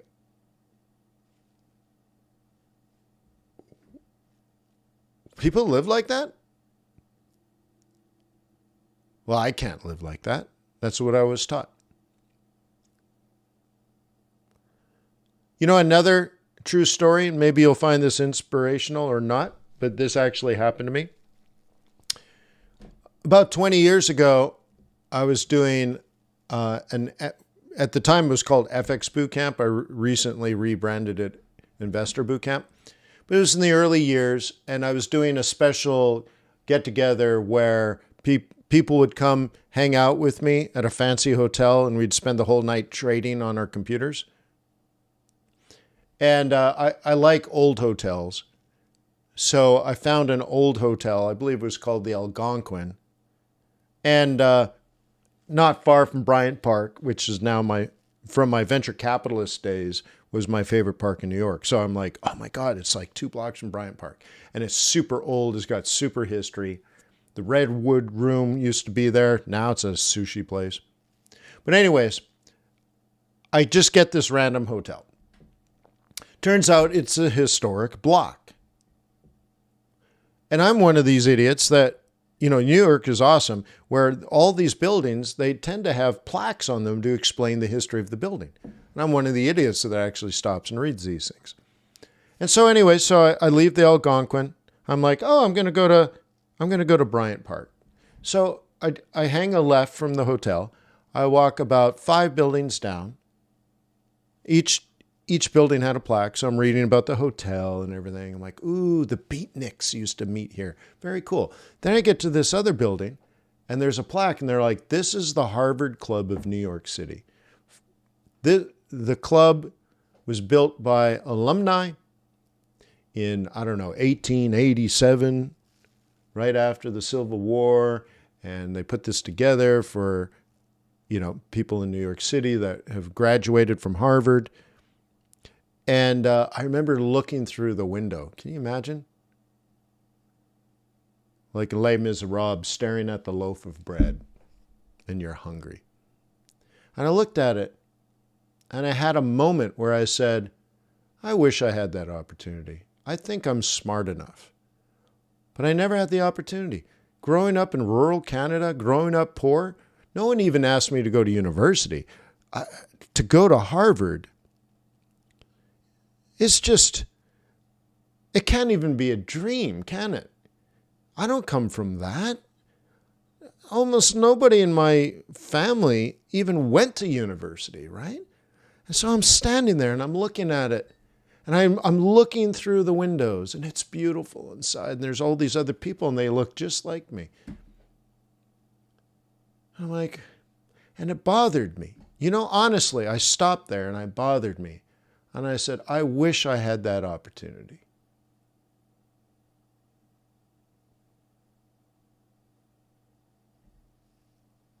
"15 years later, I have a bachelor's degree and a master's degree from Harvard, and I'm a member of the club. I freaking did it.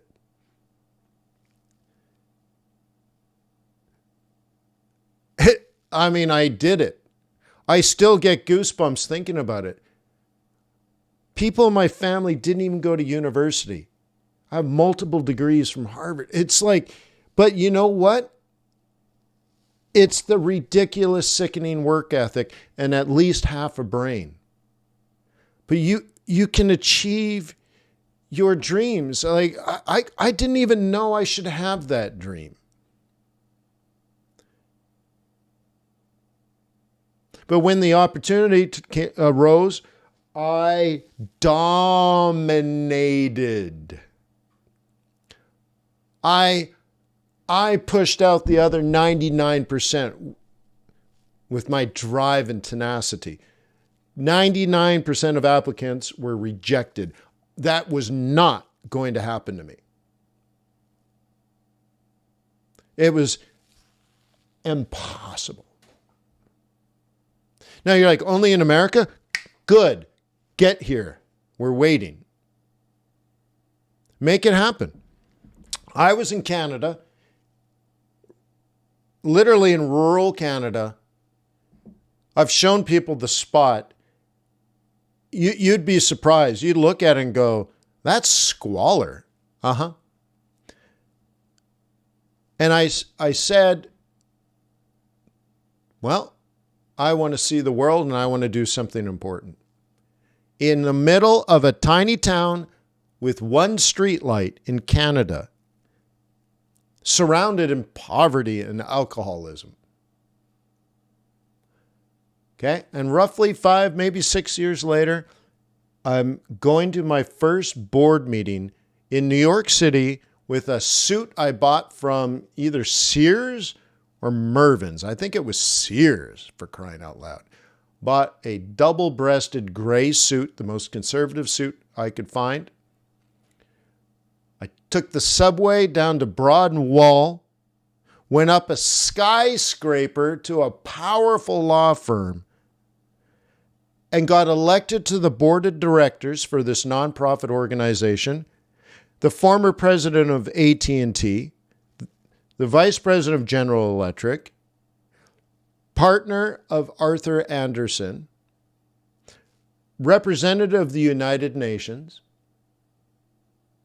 the publisher of CEO magazine, and Wayne McDonell, 20 years old. And 5 years later, I'm standing in the corner of a tiny rural town with no opportunity to do anything.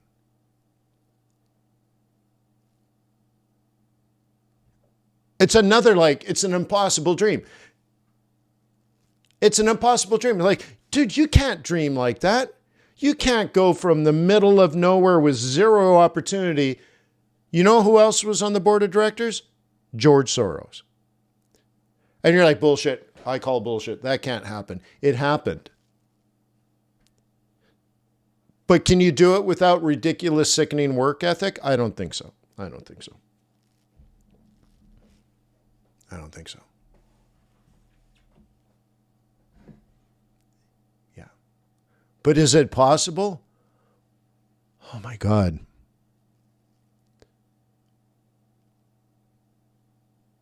It's totally. It's amazing. I'm amazed and it happened to me. It's amazing. It's truly incredible. But without ridiculous, sickening work ethic, none of it is going to be true. Nothing you want to do will succeed. You want to get rich quick? You're going to fail. As soon as you understand that one principle, then you'll stop focusing on getting rich quick.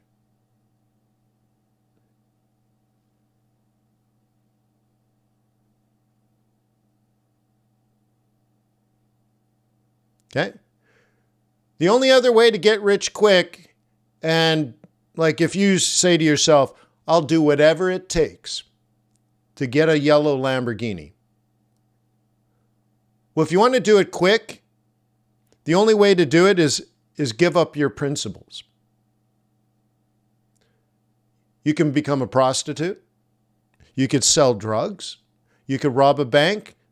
You can take money from other people that earned it. You can steal it from them. It's very quick. It's not that complicated. People don't like a gun stuck in their face. They don't like it when their loved ones are threatened.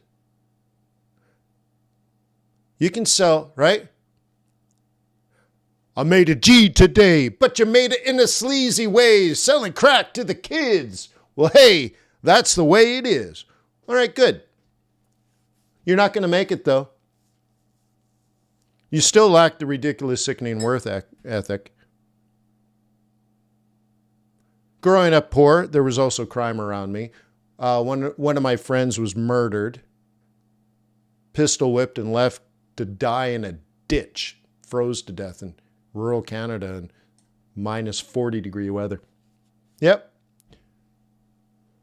If the lessons were different, if it was more like, have a ridiculous, sickening work ethic and add value to the world and the community around you.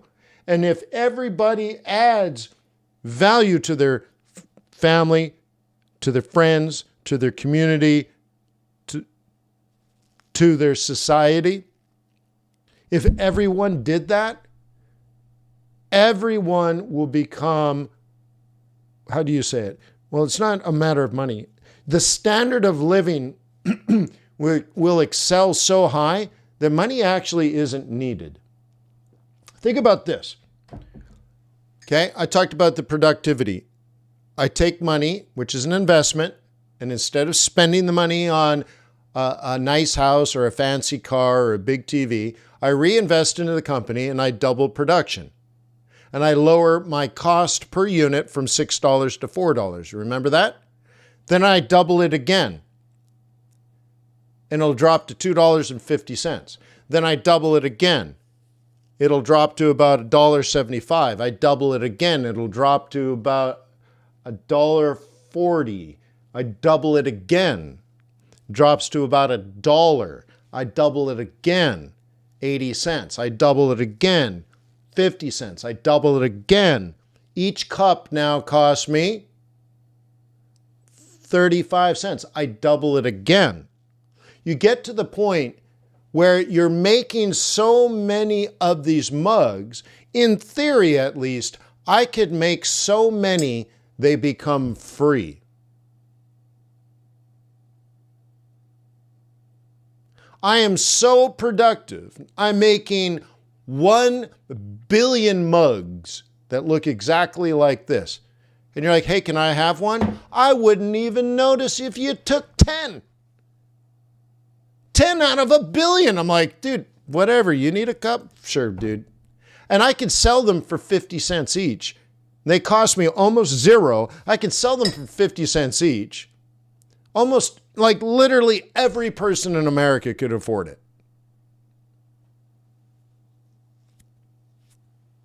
Right?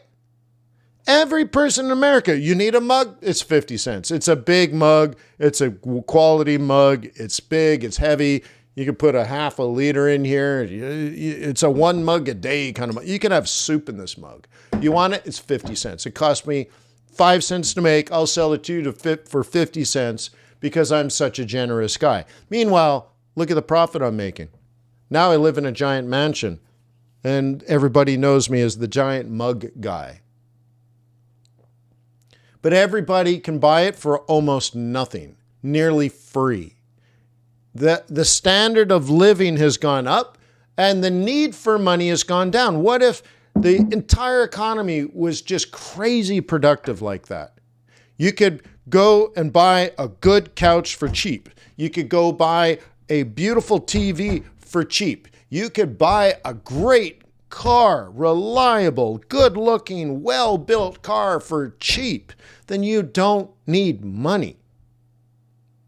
So the worst thing you could possibly do as a government is make lots of money.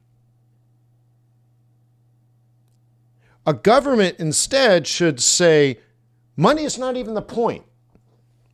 What you want is productivity. You want entrepreneurialism. You want a culture of saving and investing, and not instant gratification, but long-term stability. The worst thing has happened, in my opinion. When I was a kid, America turned from the richest country in the world and started issuing things like credit cards. And the United States went from a net creditor to eventually a net debtor. America has more debt than any other country in the world. But when I was a child, it had no debt. Okay? Oh.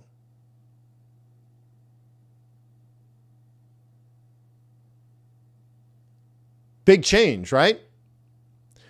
What the government needs to do is create a culture of entrepreneurialism. Independent entrepreneurialism. You want to drive Uber? Drive Uber. You want to do Uber Eats? Do Uber Eats. You want to create a company? Create a company. We'll make it easy to get the education. We'll make it easy for you to borrow money. We'll make it easy for you to even fail. If you failed, hey, thank you, my friend, for trying. Go be entrepreneurial again, because we want to bet on your creativity, your business. You're a business artisan. This one didn't work, go find another one. Make it happen. We want to fund your dreams. If you had a cultural attitude of let's say, celebrating individualism,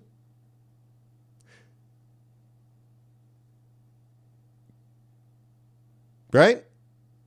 Celebrating independence, celebrating creativity,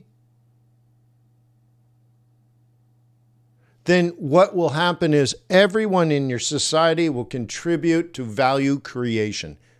Every single person in society will make your society at least a little bit better. And on aggregate, you have an amazing society with almost no need for money. The poison is money.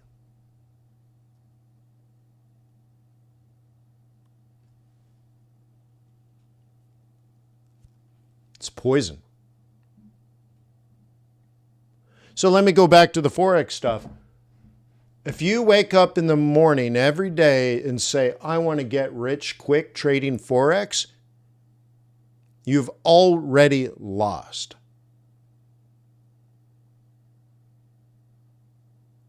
I'm reading a 400-year book on the art of samurai swordsmanship.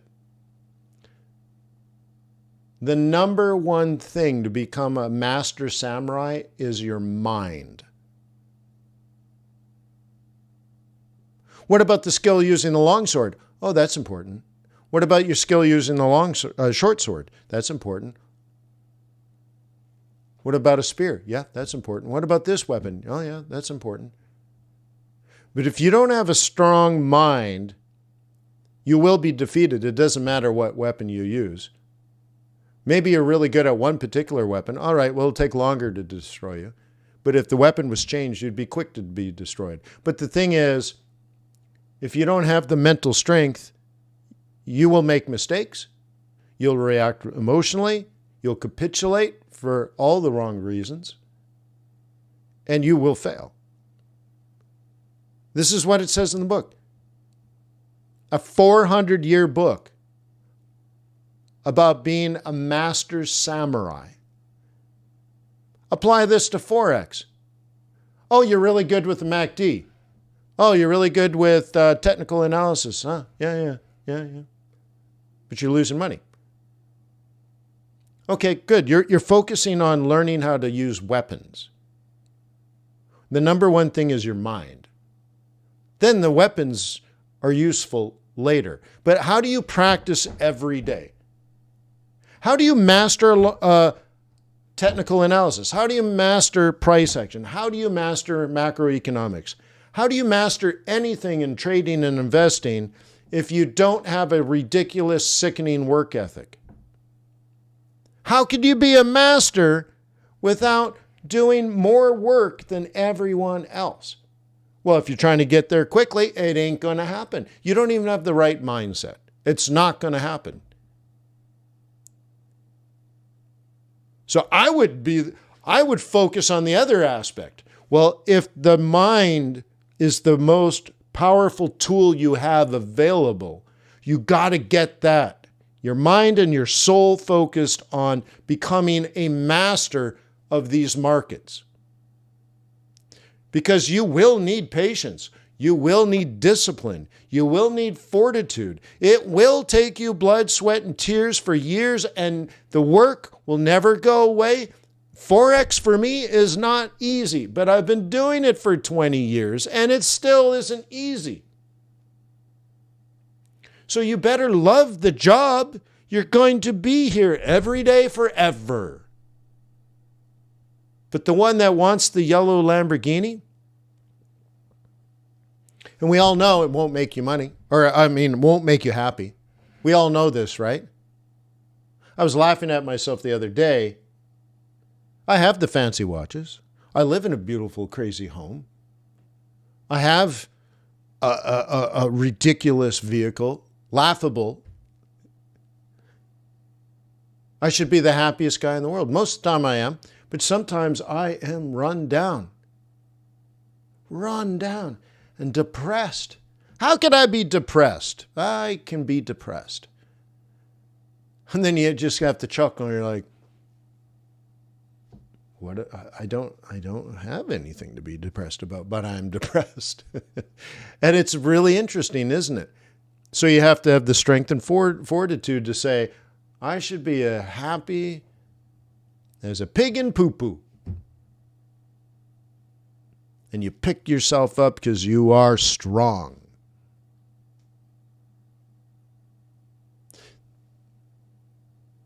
There's an aspect that's important here. How is it that you're strong? How do you pick yourself up? Well, first of all, you have to understand all those things are that have a lot of coolness to them. And it's nice to live in a good, nice home in a safe neighborhood.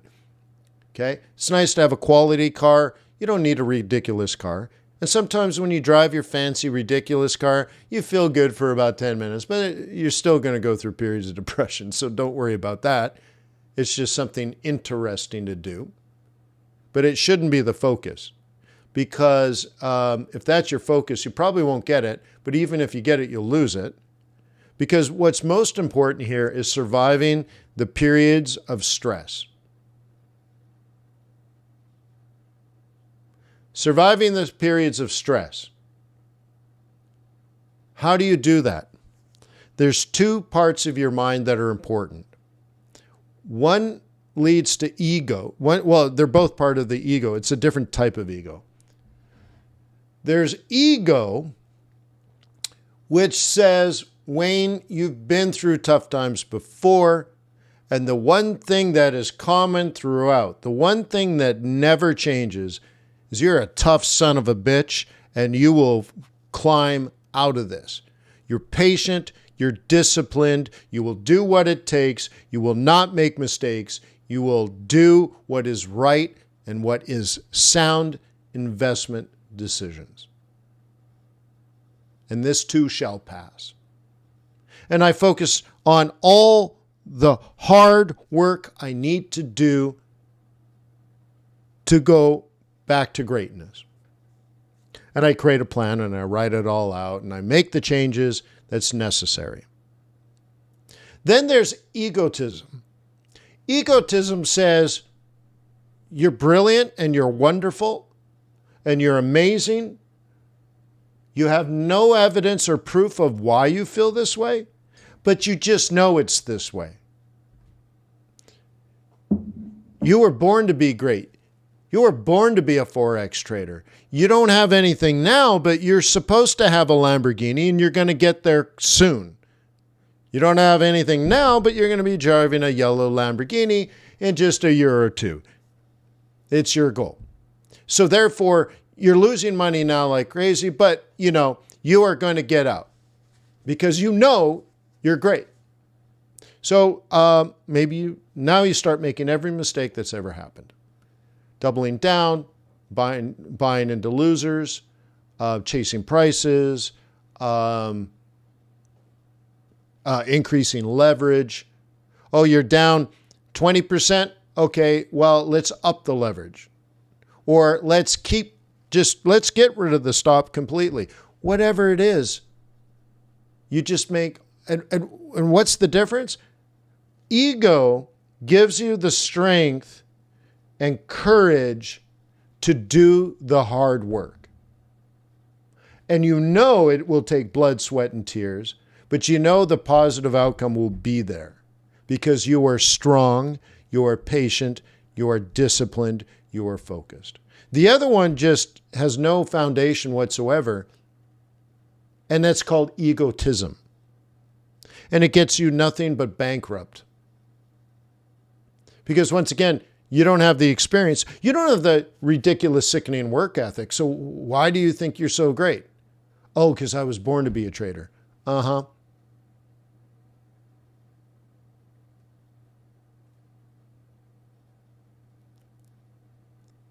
Got to be very careful. You must be confident. So how can you be so confident? If egotism is the unfounded confidence, then how do you get founded confidence? Research, thoughtfulness, careful strategic planning, and solid, disciplined, tactical trading. Now, Kando says no interest in a Lambo. You're thinking like an adult. Yeah, I have responsibilities. Yeah.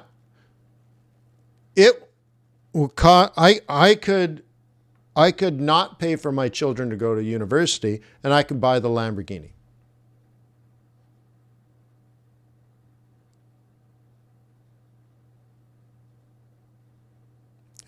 Revelation wants to know about Mexico. All right, two things. Yield differential, nearshoring. Done. I crushed the Mexican peso. I can't remember if it was last year or the year before, but yeah, crushed it.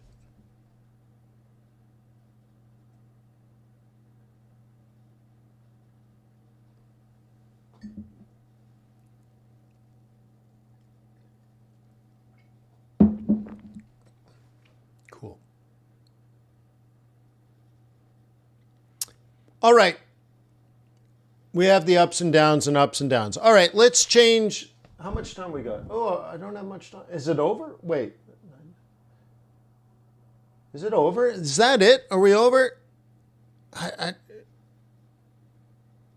Moderator, am I done or is there a half an hour left?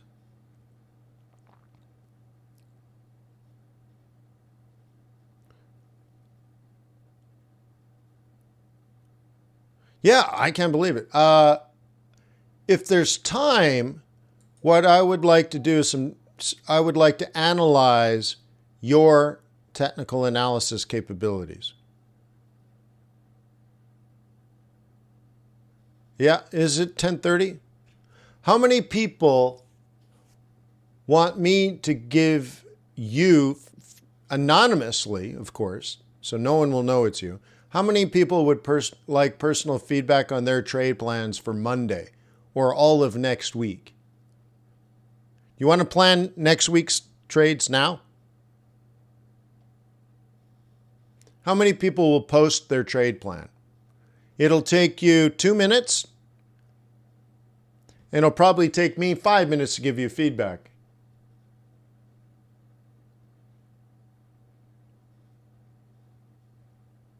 Okay? If we have the time, we'll do this in the next 30 minutes. Tradeplans.ai. Is that going to link you? Does that link? I don't know if that links. Let me put in http://www.tradeplans.ai. Post there. You will immediately get feedback. Thank you. Thank you, moderator. You will immediately get feedback. But what I'll do is I will also review it personally right here, right now. No one will know it's you, but I will give you feedback. And I will show you. So here's me. Hey, welcome to TradePlans.ai, where you can get feedback on your trading idea in less than 3 seconds. You fill out the form, you hit submit, and our trade plans will already be in your email account. In fact, when you open it up, you will see that there's a trade plan for daily, for weekly, and monthly. And again, we can do this in less than 3 seconds. Now, how is that even possible? Well, of course, I'm utilizing artificial intelligence. So my name is Wayne McDonell. I've been trading for over 20 years, and I've been teaching artificial intelligence on how to trade. So when you submit a trade plan, we have thousands of candlestick data points in which we can analyze using dozens of algorithms and help you put together trade plans. You can take what you thought with what the artificial intelligence is thinking, and you can compare and contrast. But here's the cool thing. We also track the trade you put together. All right. Hey, welcome to... So, let's just get going then. So you get here, and notice that there's no identification of this trader whatsoever. So feel free. Okay, feel free. And there's no monetization of this website. It just cost me, well, not a car. It cost me a lot of money. There's like a Rolex worth of money here. So instead of buying another Rolex, I built this for you. Cool. So it's completely anonymous, completely free. All right, so let's take a look at what this trader's doing. Now, first of all, let's see. They're selling pound dollar. Okay, and I'm only going to do technical analysis here. So I'm not going to give you like whether I think it's personally right or wrong. Okay, so what we have here is, so it looks like a phone. There's not enough information. I don't like how much data is available here. So you have a top, you have a this. So I suppose you could do a head and shoulders on it. They don't have a plan drawn. Like, for example, if they said sell it now, well, it'd be the dumbest thing ever, right?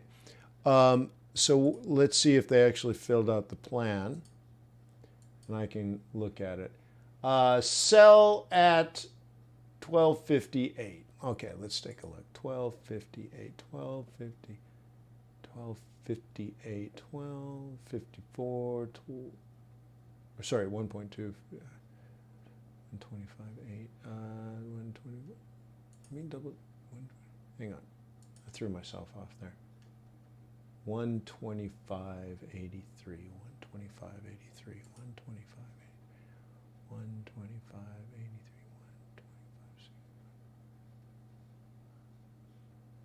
All right, so this is a plan they already did, I guess. I don't know if I can add much value to that. So they're already in this trade. So I'm not sure what I'm supposed to say here. Looks like they're short here. I can see what's happened. Okay. Higher low, lower high, lower low, lower high roll reversal. Yeah, that is how you do it. In particular, the rejection at 126. Okay. The lower low, lower high on the roll reversal, basic price action. So let me add a little value here. Typically in a scenario like this, you might want to add sort of in this zone. So the next move might be sort of up and down, some version of that. So look, it's a win. I don't know what I'm supposed to analyze here if it's an old trade, but okay, yeah, like the setup was fine. Okay, this trader is selling pound dollar. Okay.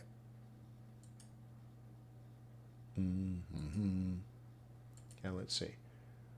Up, higher high, higher low, buy, higher high, higher low, buy, higher high, 100% pullback, shields up, red alert. In a scenario like that, you then do the rangy thing. Okay. Cool. Top of the range, bottom of the range, lower high, breakout. Shields up, red alert. This is the roll reversal, definitely a sell. Definitely a sell. And lower low. So now you would drag this, and the next trade would look something like this.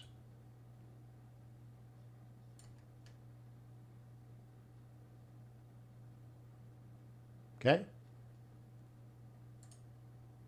So they have something here. It should be this way, not that way. They're doing this oddly. The technique here is odd. They're doing this. I'm not sure what that means. They're not looking left. So it should look like this. I mean, the price is correct, but the methodology looks strange to me. So this is correct, but because of this, not because of the way they drew it. And then, yeah, this definitely was support, so definitely going to be a roll reversal.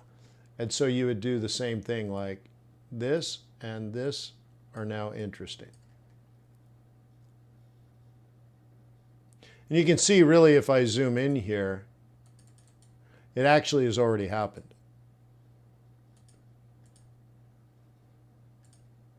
Okay, look. So it already happened. Okay, real body down, pullback, sell, real body down.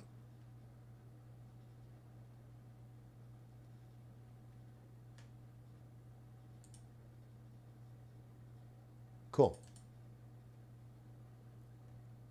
So I guess I'll give it a thumbs up.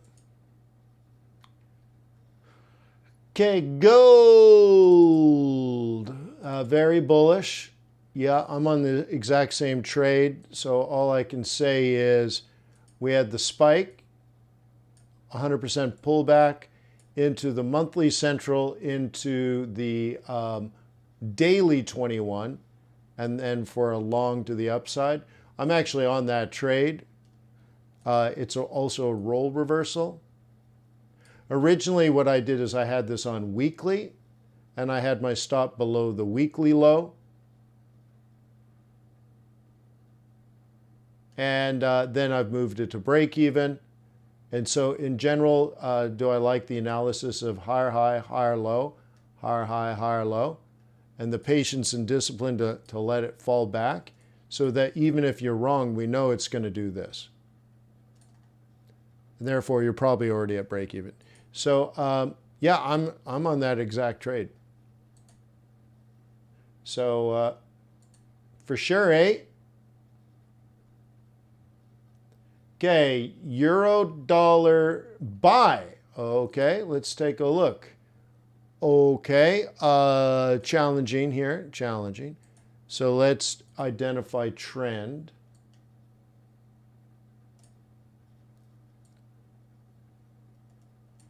Okay, so you're buying a downtrend, but you're trading a bit of a breakout. So the next thing you also want to look at is the horizontal move.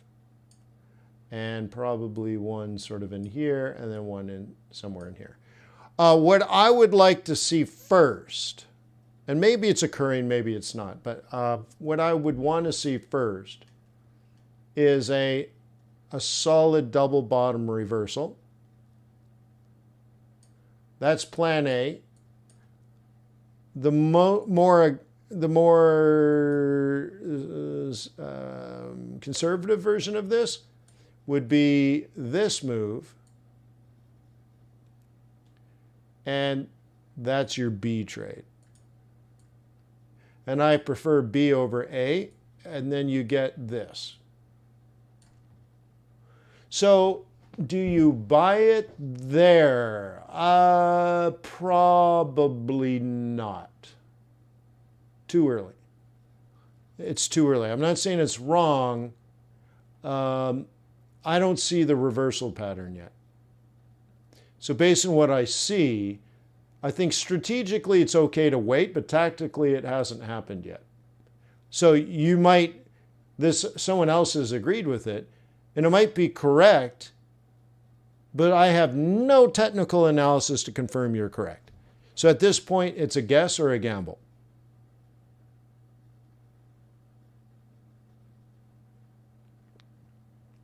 Okay, this trader is buying Euro Swissy. Okay, let's get into here. Buying Euro Swissy.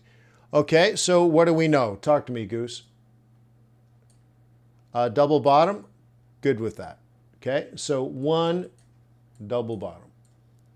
So can a bull buy a double bottom? Oh, yeah. Okay. Then what? We have a hardcore downtrend. So support was respected, but so was resistance. So at the very least, I would then trap this in this range. This trader says they understand that too. They allow it to fall to the bottom of the range. So could a bull buy a double bottom of a double bottom? Yes. So that is plan A. If it does double bottom here, you can take a shot. It's still aggressive, but a double bottom of a double bottom is acceptable. The next one is the higher high, higher low. Because of where the 55 is, I think you would get a different higher high, higher low. I think you'd get more like this. I think you're missing a dip on this one. But tactically, I suppose that doesn't matter so much. And eventually you get something closer to that. So I like this. It's well thought out. Euro is a dog with fleas, and Swissy is strong. So that's a massive change. Also, this is occurring in not the most ideal monthly pivot section. It's okay weekly. It's okay. Yeah, it's okay. So generally speaking, I feel comfortable that it was well thought out. Doesn't mean it makes it right, but it's well thought out, and I see the trade plan, double bottom, higher high, higher low. Sure.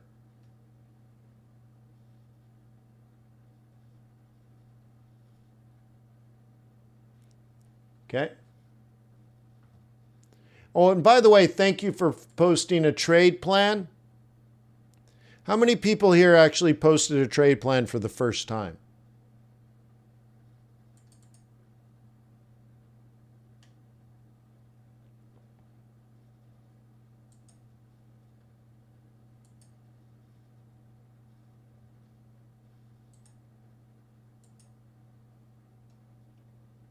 Aussie Kiwi.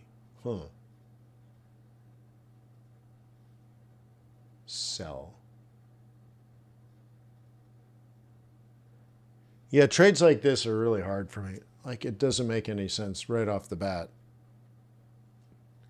But, okay. All right, no first-time posters. Why not? You're afraid? You think I'm going to scam you? Think I'm going to sell you something? All right.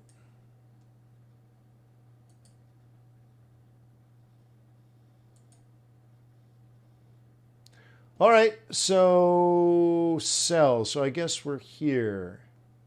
Now there is a breakout strategy there. I don't understand this trade right off the bat. Oh, great. Well, have you read the AI feedback yet? If so, let me know what you think. Was it amazing?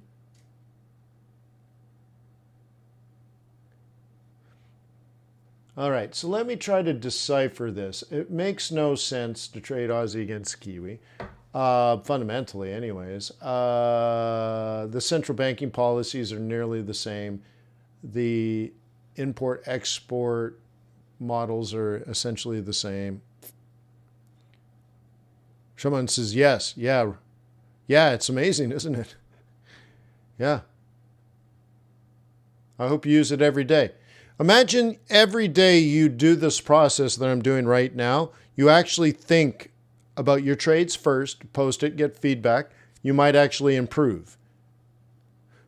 It's better than doing 10,000 bad trades on your demo account. You haven't learned anything from 100 bad trades. If you thought about your trades first and posted at tradeplans.ai, you immediately get feedback that might open your eyes and go, oh, wow, okay. It literally is like a coach teaching you technical analysis. And it's available for you 24 hours a day, 7 days a week. And it's instant. You don't have to wait around. You don't have to schedule anything, okay? Right? Just imagine. And then you go through other people's trade plans, and it gives you now practice to think about, well, do you agree? Do you disagree? Why do you disagree? Why do you agree? How is it similar? How is it different from what you do? What do you like? What do you not like? Dude, you are going to get so good at technical analysis. It's insane. And it's free. All right. So trying to decipher this, we have what? What are they doing here? Consolidation, breach, consolidation up, consolidation, back into here. Yeah, this just, I don't get it. Now, I'm trying to do it technically only, so I'm not sure what I mean, this is such gobbledygoo. It doesn't mean anything to me. Okay, so we're ranging? Is that what's going on here? But they have a breakout plan here, which hadn't occurred. Right. So they're shorting.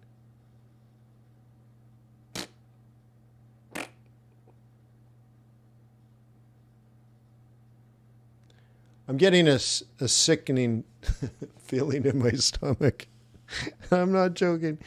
This makes me sick. And I'm trying to give good feedback. I suppose the move here is they're going for the bottom of the range. But would I sell that?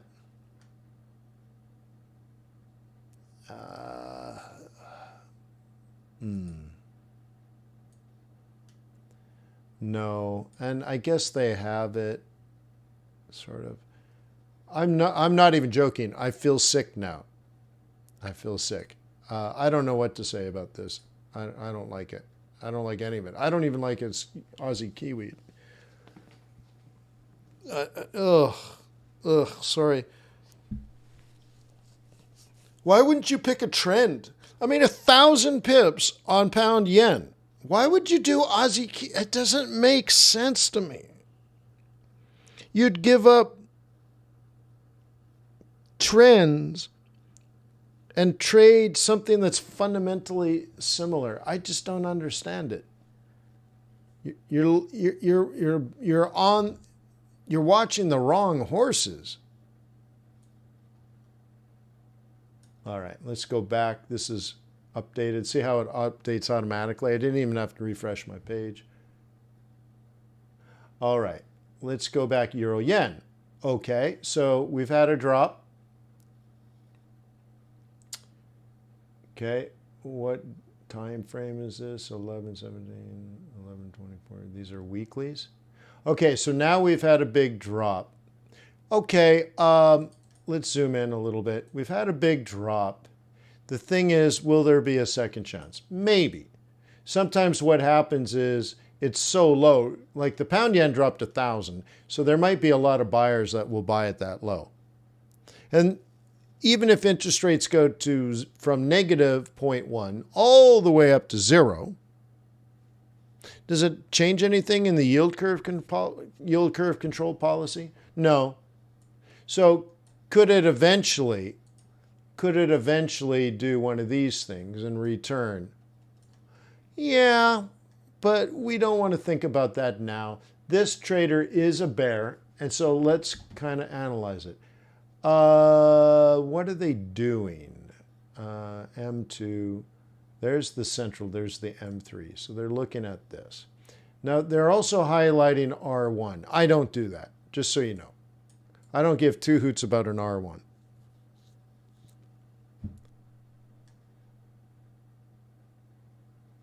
Okay?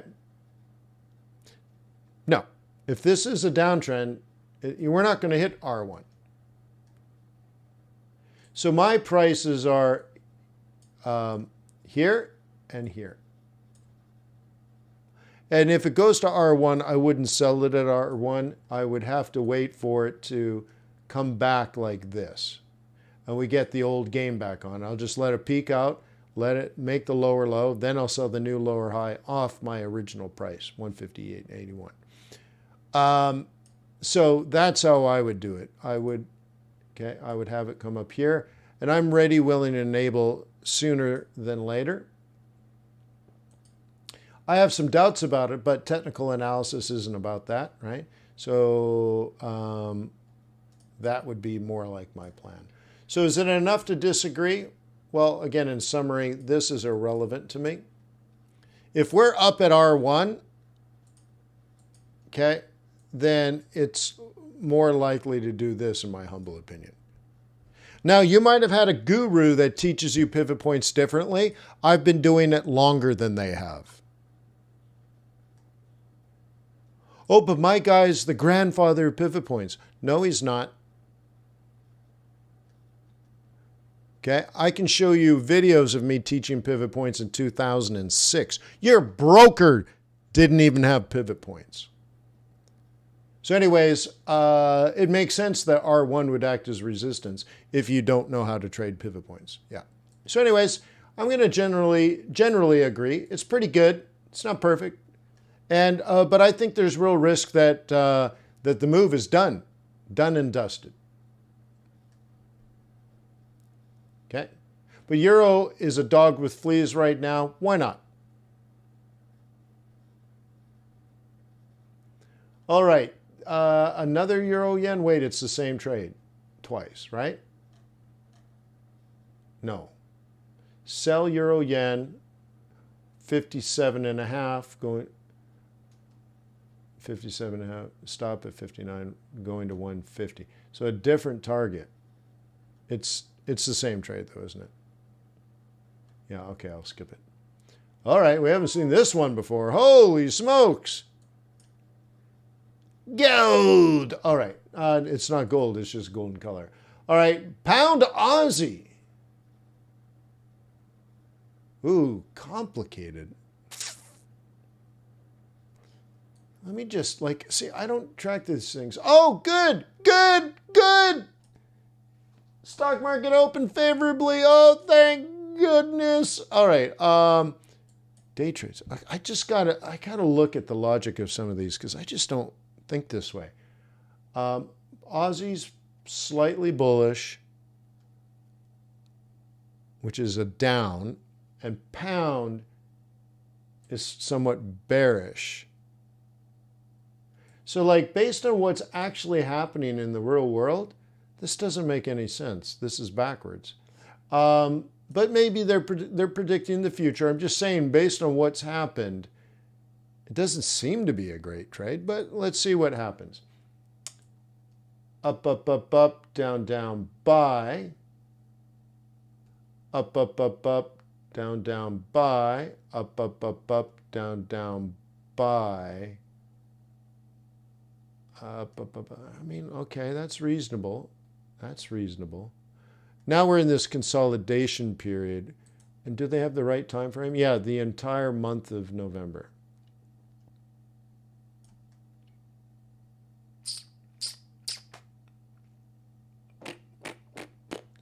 This appears to probably be somewhat risk on. It's a complicated pair, though. Bank of England has nothing good going on. Do you guys know how I get my opinion? I read every single report. I read every single speech. I listen to no one. There is no expert. There's no opinion I pay attention to. I only read the actual words or numbers. Can anybody confirm that? That I've proven that I actually read the meeting minutes. I actually read the statement. I actually read the report. I actually read the numbers. From Australia, from New Zealand, to the UK, to Canada, to Europe, to Japan, to China.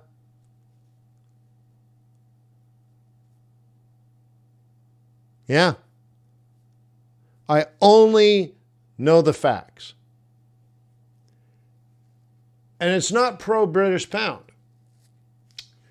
But it is happening because we know there's probably a difference between what's happening in Europe next year and what's happening in the UK. Now, why? Well, both these economies have basically, let's say 3% or more inflation, okay, and 0% GDP.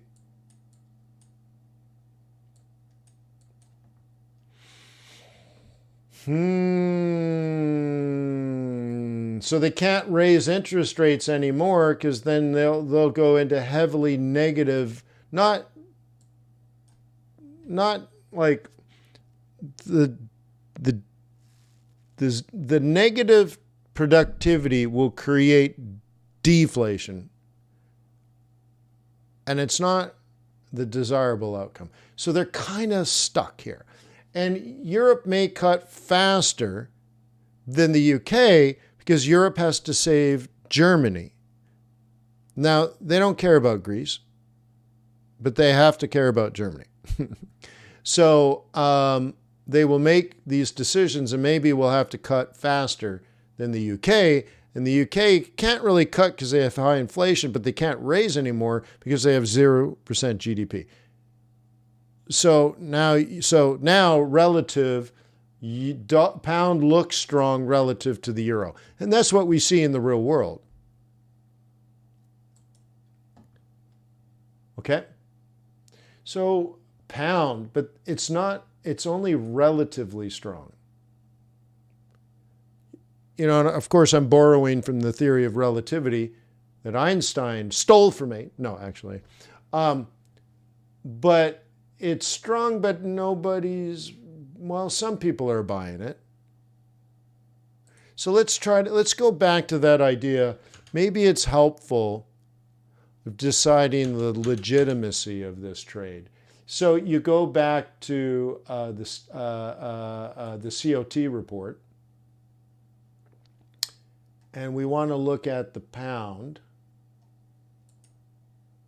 And money did flow in the pound. Okay. Now, what did it do with Aussie? See? It also. So, Aussie is a little bit bullish. Pound is more bullish. This is not a good trade. This is. See, what we're supposed to do is you buy the strong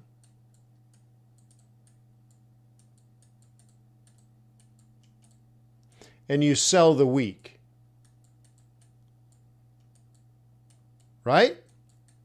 Well, we're in a situation, this person is attempting to buy the very strong and sell the strong. It will go up, but it's not a good trade. And it may change at some point. But, so I think the risk is, I don't know. That's the issue. I don't know. Like, is pound just going to get strong or go from strong to weak? Yeah, because I've read the report. It's not actually something you want to own. It's just money is rotating right now from euro to pound. It might rotate the other way or somewhere else and rotate out of pound into something else. What's going on with Aussie? Okay, it's fairly strong right now, but as more and more stimulus comes out of China and China recovers from negative GDP to maybe slightly positive GDP, dude, this could come down. Like, it's sort of... It's a mediocre trade at best. So technically, it's okay. But again, I think this trader is looking at the wrong horse. They're betting on the wrong horse. And I just say, look, technically it's okay, but there's a high probability it's a mistake. And I can't tell. And that's the part that bothers me. There's nothing wrong with this. I just can't tell if it will work. I can't tell if it won't work. And that bugs me. So I'm going to disagree in principle, but technically it's okay. I've seen worse trades. But I honestly can't give you much of an opinion whether they work or not because it doesn't actually make any sense. Only moderately does it make sense. Now, the same trade would do better with a different pair. Pound euro, maybe. Pound dollar, maybe. You see? But pound Aussie, not so good. So anyways, thank you very much for being here. If you're watching this on YouTube, would you please show some respect to FX Street? Please click the thumbs up button. Also, if you can leave a comment and let me know you think I'm brilliant or an idiot, look, I'm a supermodel. I'm a male model. And, well, I'm doing the best I can for a male model. So be kind. But leave some feedback. Show some respect. Click the thumbs up. Tell YouTube that FX Street provides wonderful content. I've been working with FX Street well over 20 years. They're good people. Okay? Our moderator is the best moderator. When people want to become a moderator one day and they dream of moderation, they see our moderator and know there's nothing moderate about this moderation, that it's extreme moderation at the highest professional level. So thank you to our moderator for moderating like no moderator has moderated before. Okay? Again, you can please use tradeplans.ai. I spent $750 on it this month. I'd like you to use it because I don't make any money. So you might as well use it. Okay? Investor Bootcamp, $88 a year for 100 hours of training. Dude, I'm certain you're going to get more than $88 worth of value. And then Quant Box, if you're amazed with the amount of information that I have available at my fingertips, then you only have seen half of it. Like, look at, what do I think about the S&P 500? That's what I think about the S&P 500. Fundamentals, sentiment, seasonality, technical analysis. Oh my God. Okay, and these other tools you saw. How'd you like to start your morning like this, knowing that right now it's mixed, but generally it's risk on? Maybe you should consider buying Aussie, Euro, CAD, Kiwi, Gold, S&P 500. Maybe you should consider selling Swissy, Yen, Dollar today because of VIX, yields, Dollar, Yen, Gold, S&P 500. Like, oh my God, it's so much. Dude, get on it. Also, every Friday, I do a live stream with FX Street called Off the Charts with Wayne McDonell. It's good. So, let me say it one more time. Okay? Peace on earth. Peace on earth. May the pips be with you. May your profits be above average. Please have a wonderful weekend. I'll see you when I see you.